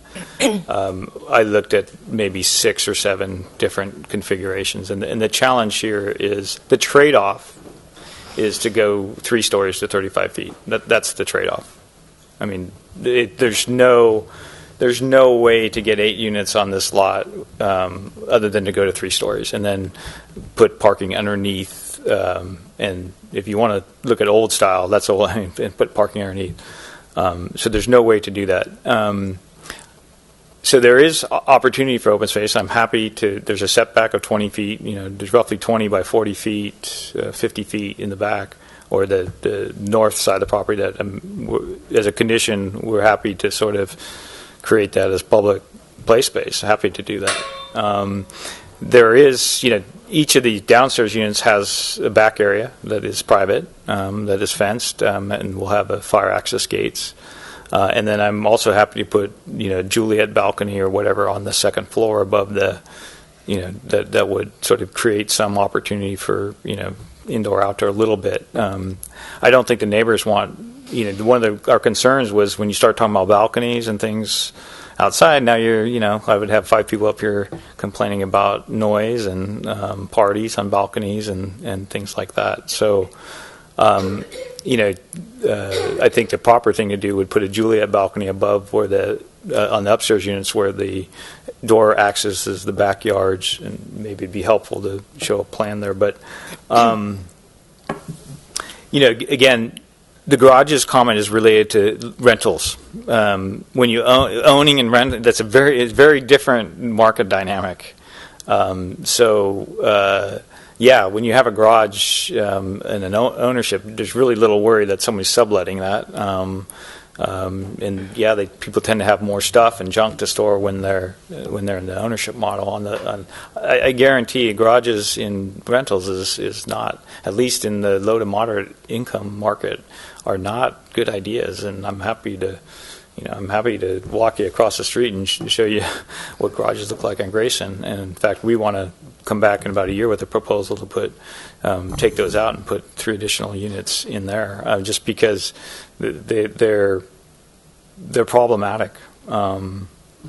So we're happy to work on with some conditions here. I think again, open space. We can put Juliet balconies on where we have a window above the downstairs door. We're happy to do that.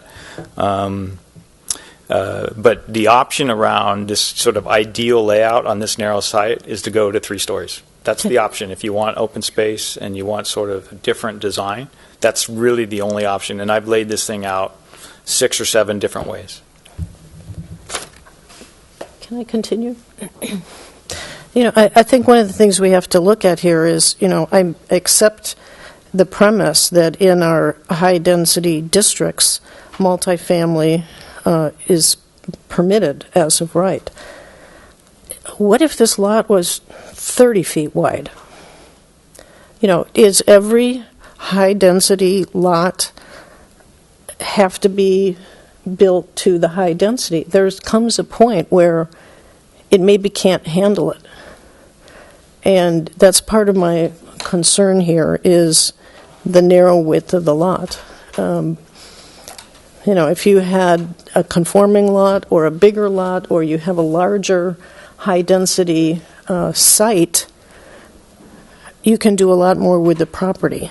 And so I'm not sure that I totally buy into the fact that with a much narrower lot, we must nonetheless approve this when there are some real sacrifices in my mind in terms of the design and the kind of living environment that it ends up creating for the people who live here.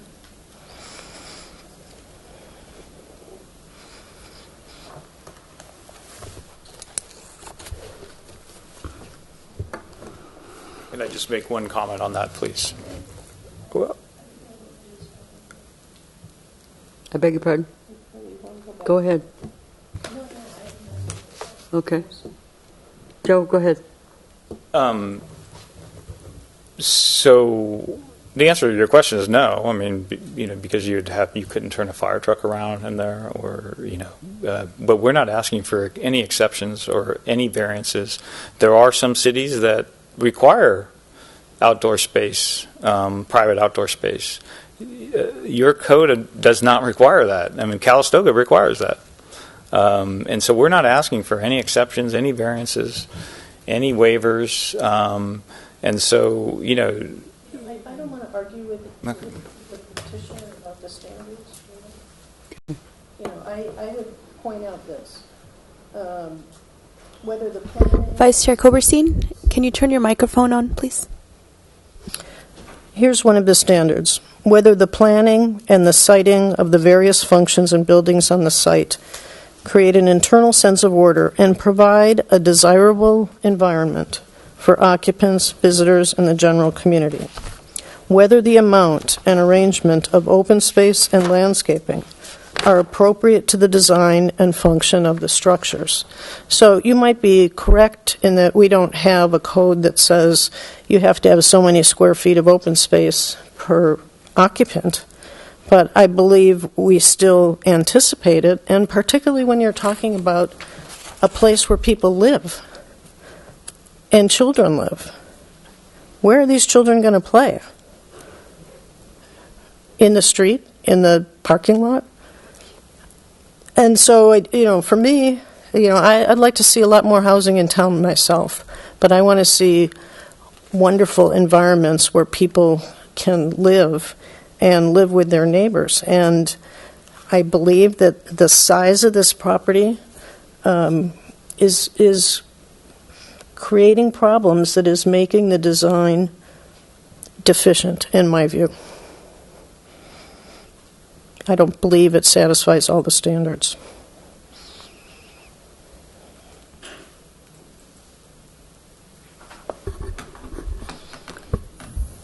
I interpret those standards a little differently, and saying that that we are to look at the design as presented and then see if it meets the standard, not to ask the applicant to go back and add in elements that aren't there. So if there's not open space, this is not saying it's missing, therefore it doesn't apply. What I'm reading this to say is we need to look at what's on the design and say, is it meeting these standards? And in the case he doesn't have open space, which we agree is not ideal, but it's not for lack of trying, it's for lack of space on the lot. The lot is zoned to put 8 units on it.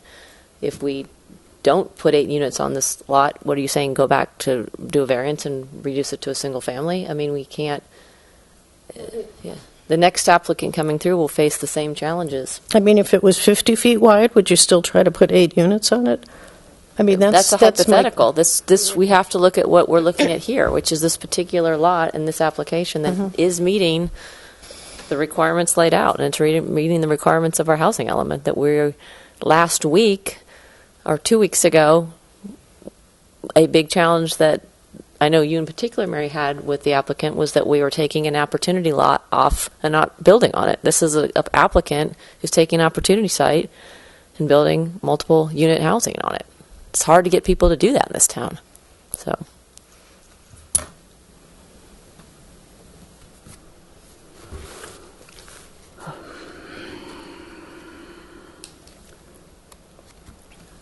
I'm right in the middle of this, and I agree with both.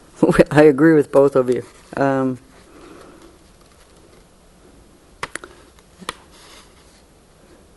guess I'll entertain a motion, and then I'll have to make up my mind.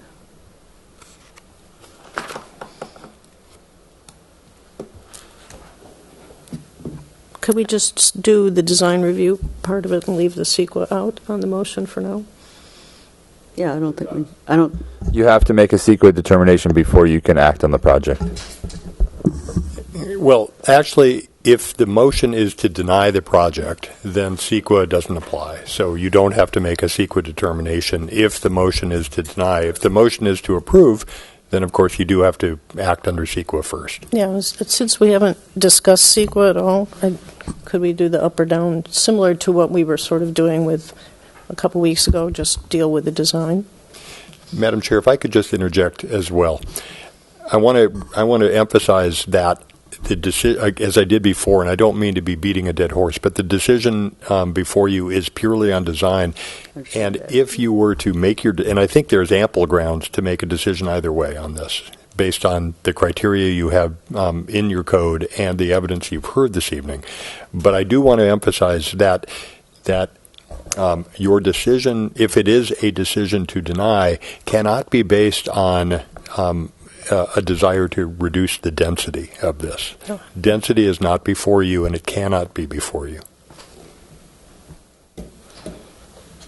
Yeah, I'm not trying to reduce the density.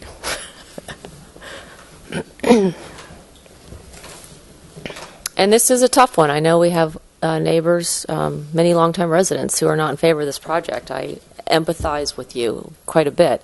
But the fact of the matter is this particular parcel is zoned for this kind of development, as are other parcels on McCorkle, and have been for a long time. It's tough. It's a tough one. But based on what the restrictions of our discussion and our jurisdiction are specific to design review, I move in support and to I'm just going to read from it, that we find that the proposed project will provide needed housing, underscore that, or provide needed housing within the city, is consistent with required municipal code development standards, and that the project's design is in character with the high-density residential district development criteria for which it's located. For these reasons, we support the staff conclusion and find that the project is exempt from the requirements of CEQA pursuant to Section 15332, which exempt projects characterized as infill development, which this clearly is. And 2, accept the required findings and approve the demolition permit and design review as discussed for the proposed new multifamily dwelling at 632 McCorkle. I'll second it. Only because I believe that we need the housing. I don't particularly care for the design, but I don't think that I can not go along with the housing. Roll call, please. Commissioner Sweeney? Yes. Chair Kistner? Yes. Vice Chair Koberstein? No.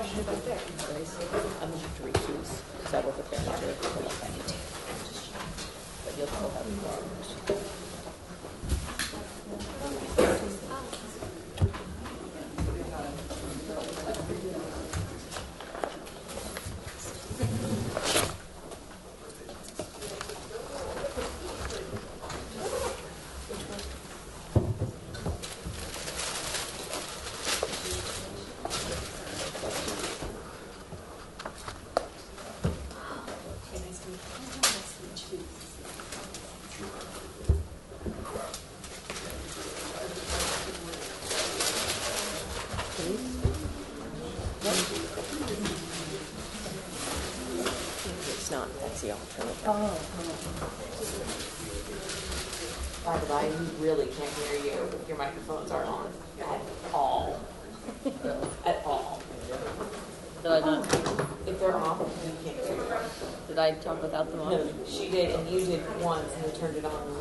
Or you were just far enough away. I was trying to turn it on today. Just this far away from the mic. You should jump in because I know that the guy from Las Alcobas has childcare issues. He's childcare issues.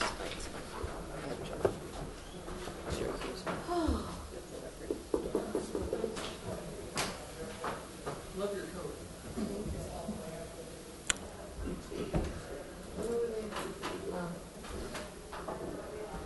Bobby going to join us, or?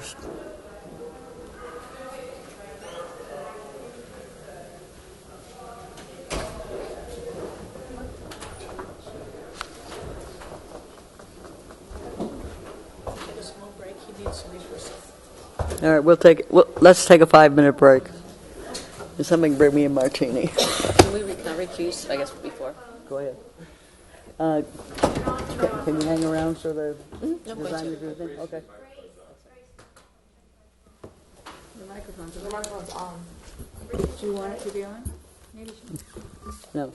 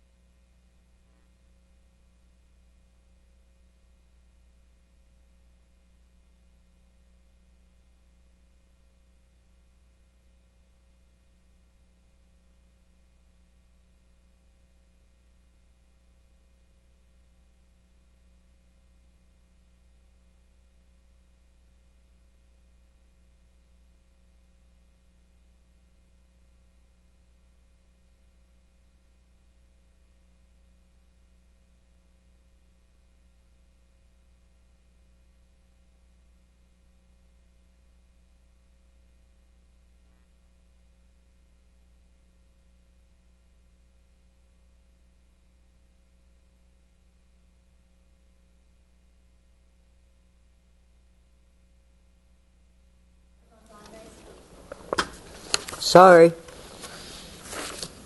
This is a request for sign permit approval in order to place 2 new signs on the Las Alcobas Hotel property located at 1915 Main Street in the Service Commercial District. May I have a staff report, please? Before that, I need to recuse myself as I'm general That's right. manager. I'm sorry, Tracy. Okay. I beg your pardon. I'm recusing myself now as general manager of Behringer, and we are a neighbor to Las Alcobas.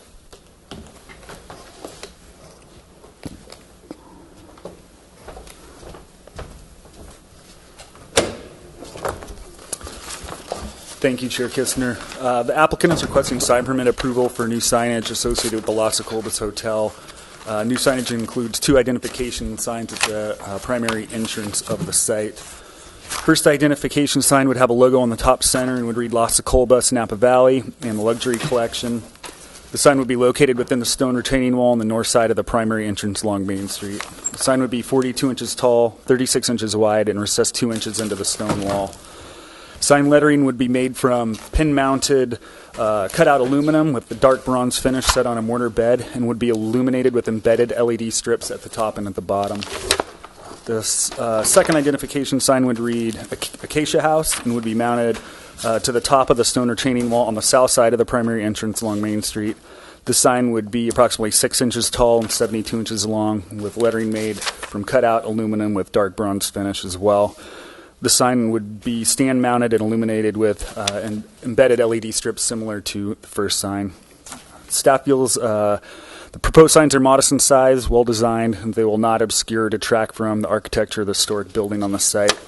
Therefore, staff recommends that the Planning Commission determine that the signs are exempt from the requirements of CEQA pursuant to Section 15.3.11, which exempts on-premise business signs, and approve the request for a sign permit in order to place 2 illuminated signs on the property located at 1915 Main Street. I would be happy to answer any questions you may have at this time, and the applicant is in the audience if you have any questions for them. I have a question. Okay. I don't quite understand the illumination of the main sign, the one that has the luxury collection.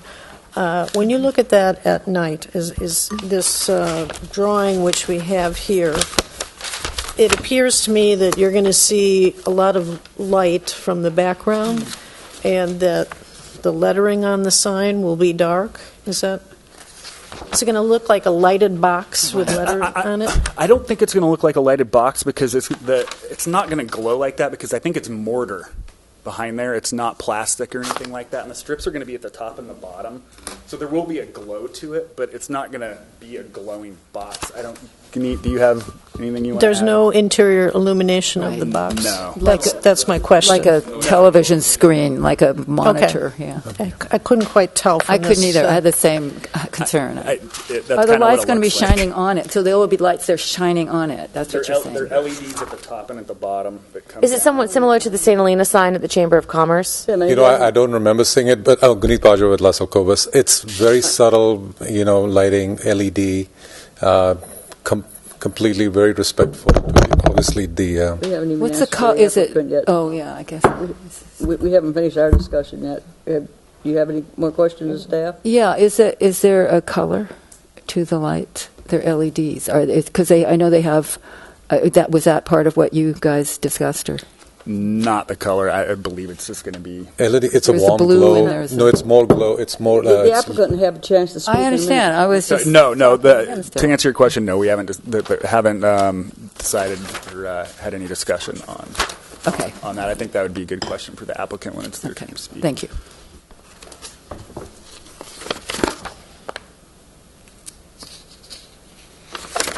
All right, now if the applicant would like to speak, please.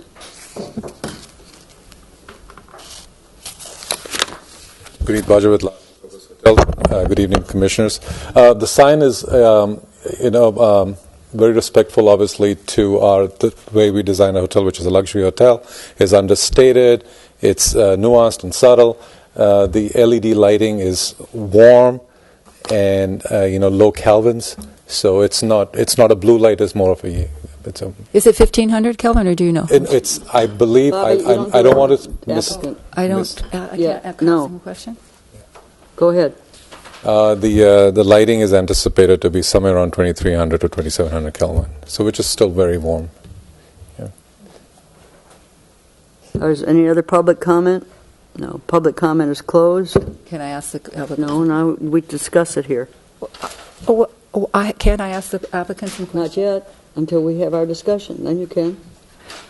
Okay, well, I'm concerned about 23 Kelvin's kind of high. I think 3,000 is pretty, well, actually. 23 is pretty good, actually. Yeah. Yes, typical very low lighting is in that range. Yeah. That was my only concern. Sarah, would you like to start the discussion, please? I don't see a problem with either sign. I think that they're tasteful. They're not out of control, offensive. I'm in support of the signage project. Mary? Yeah, my main concern was the illumination. That one drawing kind of threw me off. I thought we were going to look at an illuminated box, but with that settled, I don't have an issue with it. Yeah, same here. I think the drawings could have been better, but yeah. I guess I have a little problem with the Acacia House sign, being the fact we have a historic building there, and that sign looks awful modern to me for a historic building.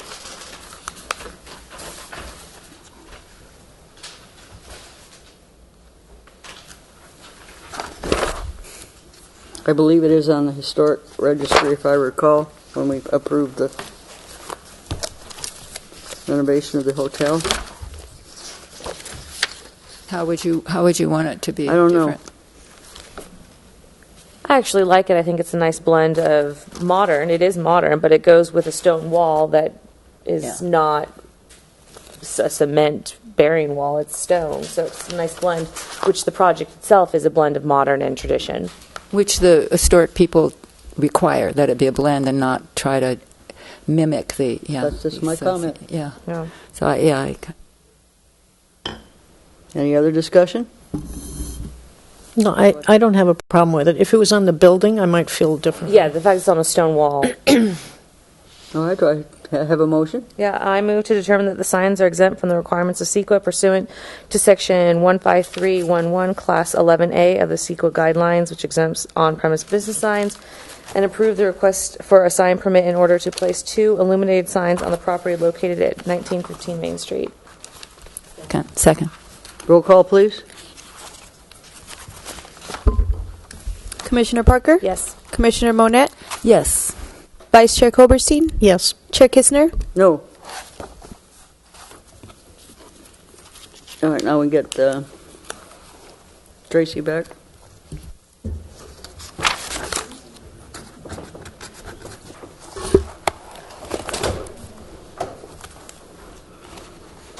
Maybe I'm just being arbitrary tonight.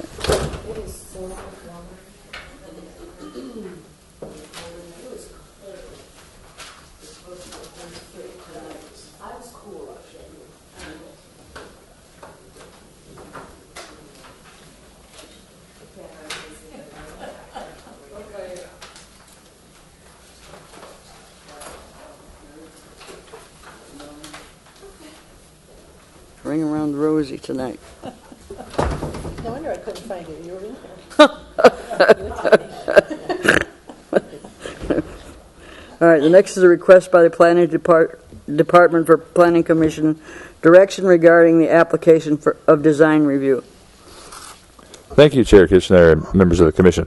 As you'll recall, on December 8th of last year, the Planning Department brought kind of an informal item before the Commission, requesting some, as a part of the Department report, requesting some confirmation or input on a staff interpretation of the design review section of the zoning code.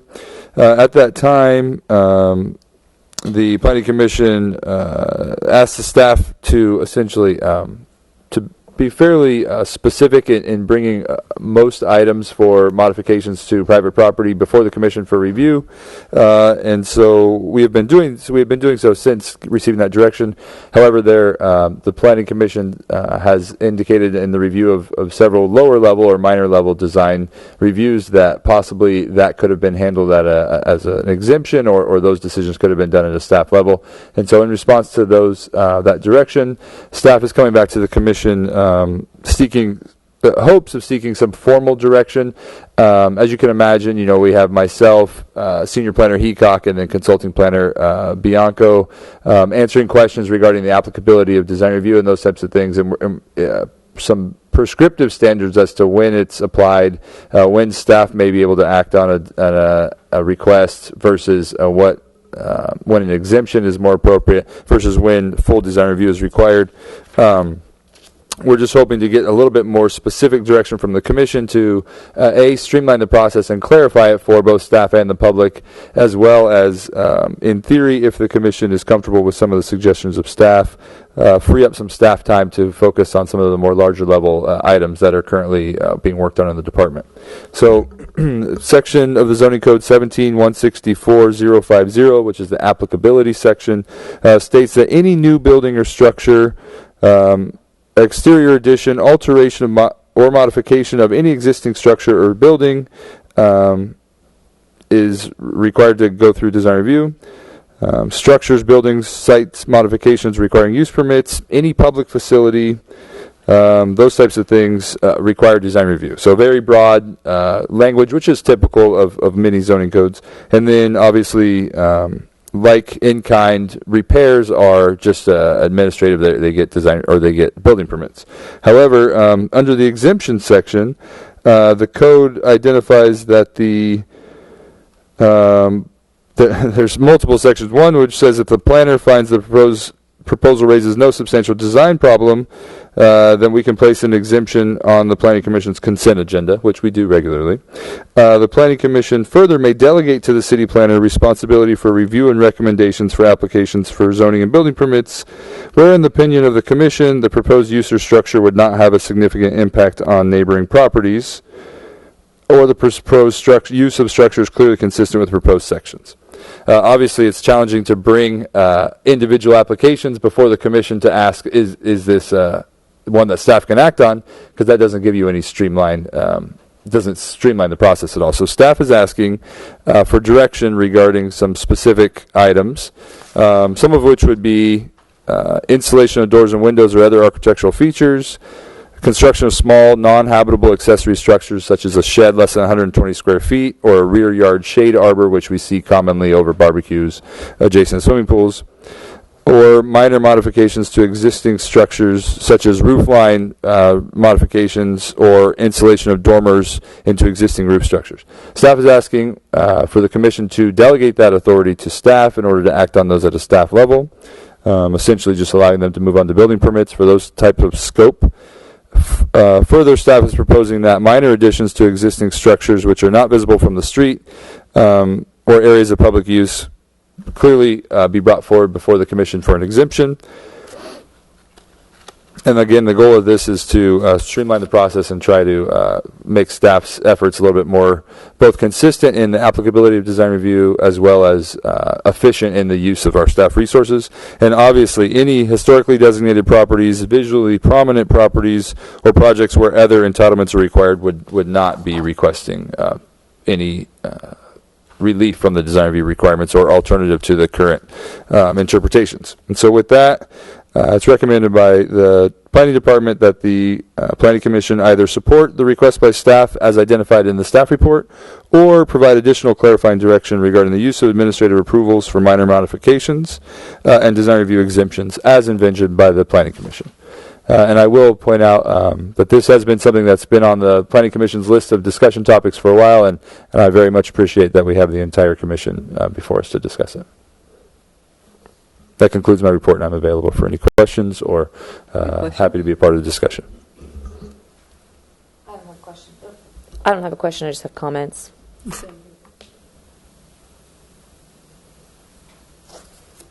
All right, we'll open public comment, and we'll close public comment.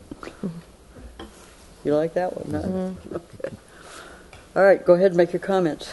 My biggest concern really is to make sure that these aren't incredibly vague, that there's limits to them. You say, or other architectural features, to list what those architectural features, so there's a limit on what they are. I think that was our biggest concern when this has come back to us as kind of a free range. For example, the non-habitable accessory, is there a height limit, or because I could see it being in a backyard and going to the very back minimums and having it be a very tall building, which would then impose on the neighbor, but it still kind of falls under that exemption.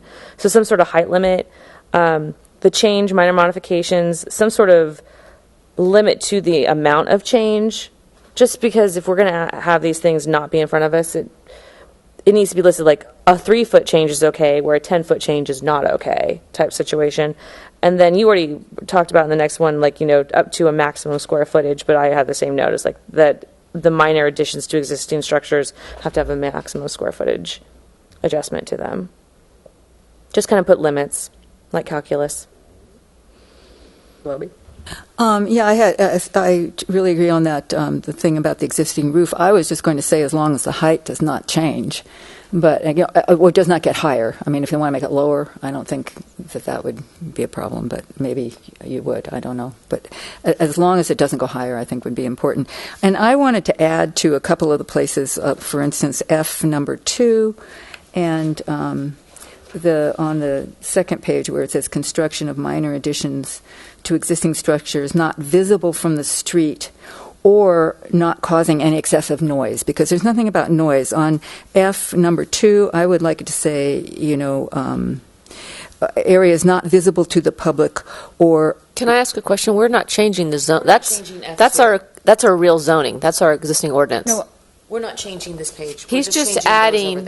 Oh, okay. Well, I would like you to add it there, but okay. Then just on this side, I think noise, it did come up, I remember, on Stockton, I think, or somebody was putting just a pool pump or something.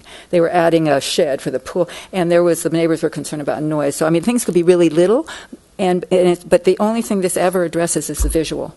And I think the noise element is important, and I would like to see that at least. Well, we already have a noise ordinance. I'm talking about the noise element in this document is important. I think we should add it. To at least I would like to see it added to that construction of minor additions, to put something about, as long as it's not going to cause a noise disturbance to the neighbors. Just to have a consciousness about whatever we're doing in terms not just visual, but in terms of other impacts such as noise. Thank you. Tracy? I'm fine with these. I think it's important. I think we need to move this stuff along, and I would echo it'd be nice if there can be some parameters around it, but I wouldn't make them so limiting. So maybe I could jump in. So accessory structures are limited to a maximum height of 15 feet currently. So obviously it would be a 120 square foot shed, 15 feet in height maximum. I'm happy to take direction from the commission if there's a lower height that would be. I would stick. I mean, I think it's to our interest and to consistency to stick with what the zone already said, or the ordinance already says. So basically, my interpretation here is we're relinquishing the need to sit around and discuss things that are already allowed by right or allowed by the ordinance, and within the constructs of what's already clearly permissible somewhere within our ordinance. Correct? So yeah. And you're saying move it on. The only thing I would add is that then in that statement, you would add on the statements, which is already allowed by right in this section, just some sort of where it's referenced to what the rule is. That's all. Because we're just turning these into ministerial decisions. Well, it's essentially giving staff direction as to kind of when we need to bring some items before you. And I would just say the roofline example is an excellent one. So we recently had a change of project on Palmer. The footprint of the building wasn't changing, but they were reorientating the roof. From some people's perspective, that's a significant change. The commission felt like it wasn't at all, and then said to staff, well, maybe you should consider this being something that could be modified. There are done at a staff level, or maybe to reduce the overall time that it took the applicant to get through the process. Definitely no increase in height, so that staff is completely supportive of that. If it's under the maximum. Yeah. Exactly, yes. So just not increasing the existing height, and again, not visually prominent. And again, we are going to be very, I'll just tell you, when we make an administrative approval, our name goes on it. So we will be very conscious of being thoughtful and very conservative in any interpretation of this. Well, see, and I feel like, though, unfortunately, I'm going to be a little bit devil's advocate. I feel like a height change, if you're changing the roof line and it just so happens that you have to be like 1 or 2 feet higher than what is existing, I don't really need to see that. But the neighbors might want, it might be a good idea to post it so if neighbors objected, there would be a public hearing, that's all. I mean, maybe you wouldn't like it, but I think it's more for the public and I don't know. for the neighbors. I guess I just trust Noah to be like, yeah, it's 2 feet. It's really not making a visual impact. He doesn't know what the neighbors think. It's making the house more energy efficient, or solar panels or something like that. Because how tall are solar panels off of a roof? Panels are allowed by right also. They are. Okay. It just seems that anything that might impose on somebody's privacy, on somebody's noise, on the noise pollution or the visual, any of those things. Well, you could say that's going to be the way for an accessory dwelling in the back, or accessory feature in the back is going to impose. Well, I'm just saying anything that might, I think, deserves a public hearing so that neighbors can have a chance to express themselves on it. Rather, I mean, that would be my guideline if I were in the planning department. I mean, that's what I would ask you to do. There's nothing that precludes a neighbor from walking into Noah's office, and I'm sure they do all the time, and share their thoughts. I don't know about it. If it's posted, it really gives it gives the opportunity. Come on, people aren't necessarily going to know. Bobby, we're trying to cut down on the work, not add to it. I know it. All I'm saying is that one thing we shouldn't cut down on is resident participation in the changes that are going around. If the staff feels that the changes may impose on privacy, noise, or visual comfort of the neighbors. That's all. I still think a 2-foot increase on a roof line is not significant, and I think that it would save time to not have to do a whole staff report just because of roof changes. Mary?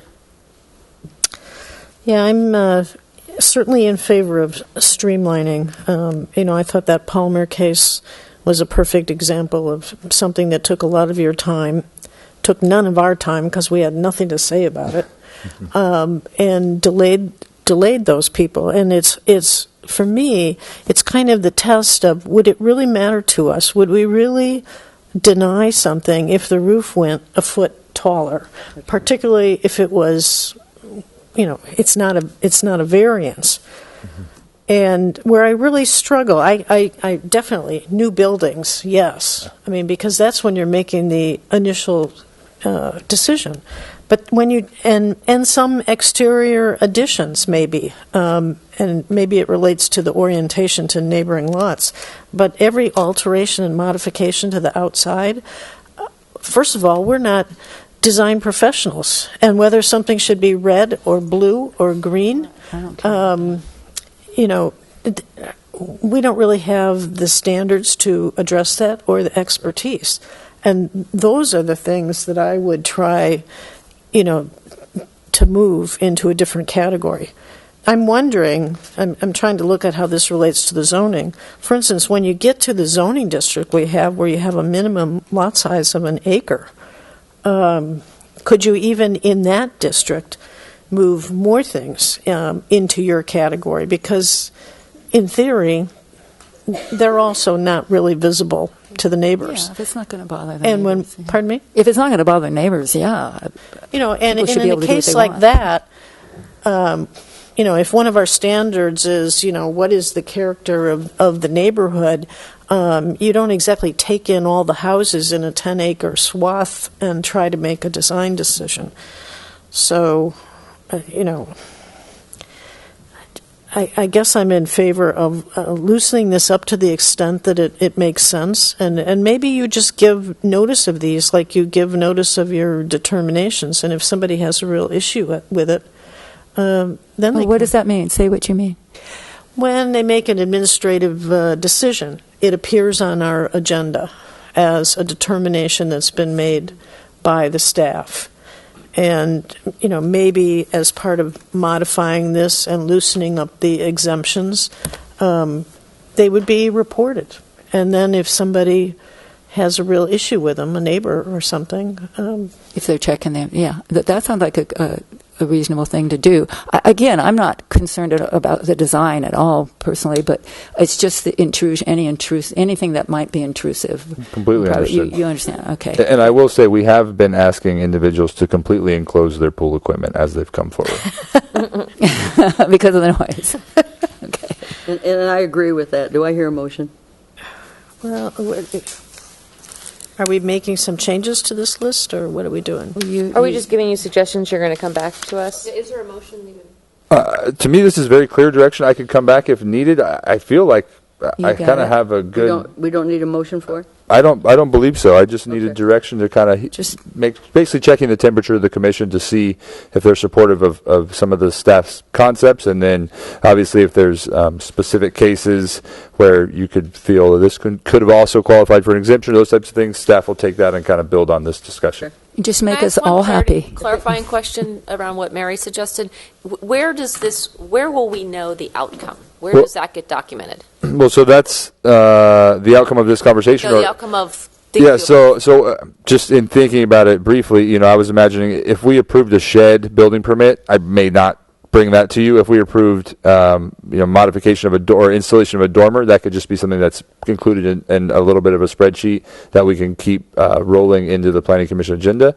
But if you're interested in hearing when a shed is approved, then I'm happy to do that as well. I'm not so much concerned, but there should be a place that the public can go. So it's documented. Yeah. I think it would be fairly straightforward, because obviously what we would be doing is an individual would come forward and say, what's the process? Can I go to a building permit, or should I go through a planning exemption or design review exemption? And we would have to make a call, and so we could easily document that address, document the specifics of what was proposed and what was approved administratively, and create that in a spreadsheet, and it'd be fairly easy to track. A public place where anyone interested in, and I feel like there used to be. Would it be on the agenda? I mean, were you talking, Mary, when you were talking about it, you mean it would be on the agenda?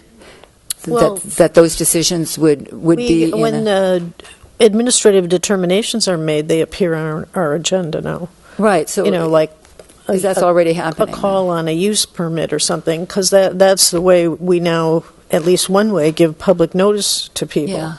And you could do the same thing. You could list the design exemptions. So I have a question about process and cost for people.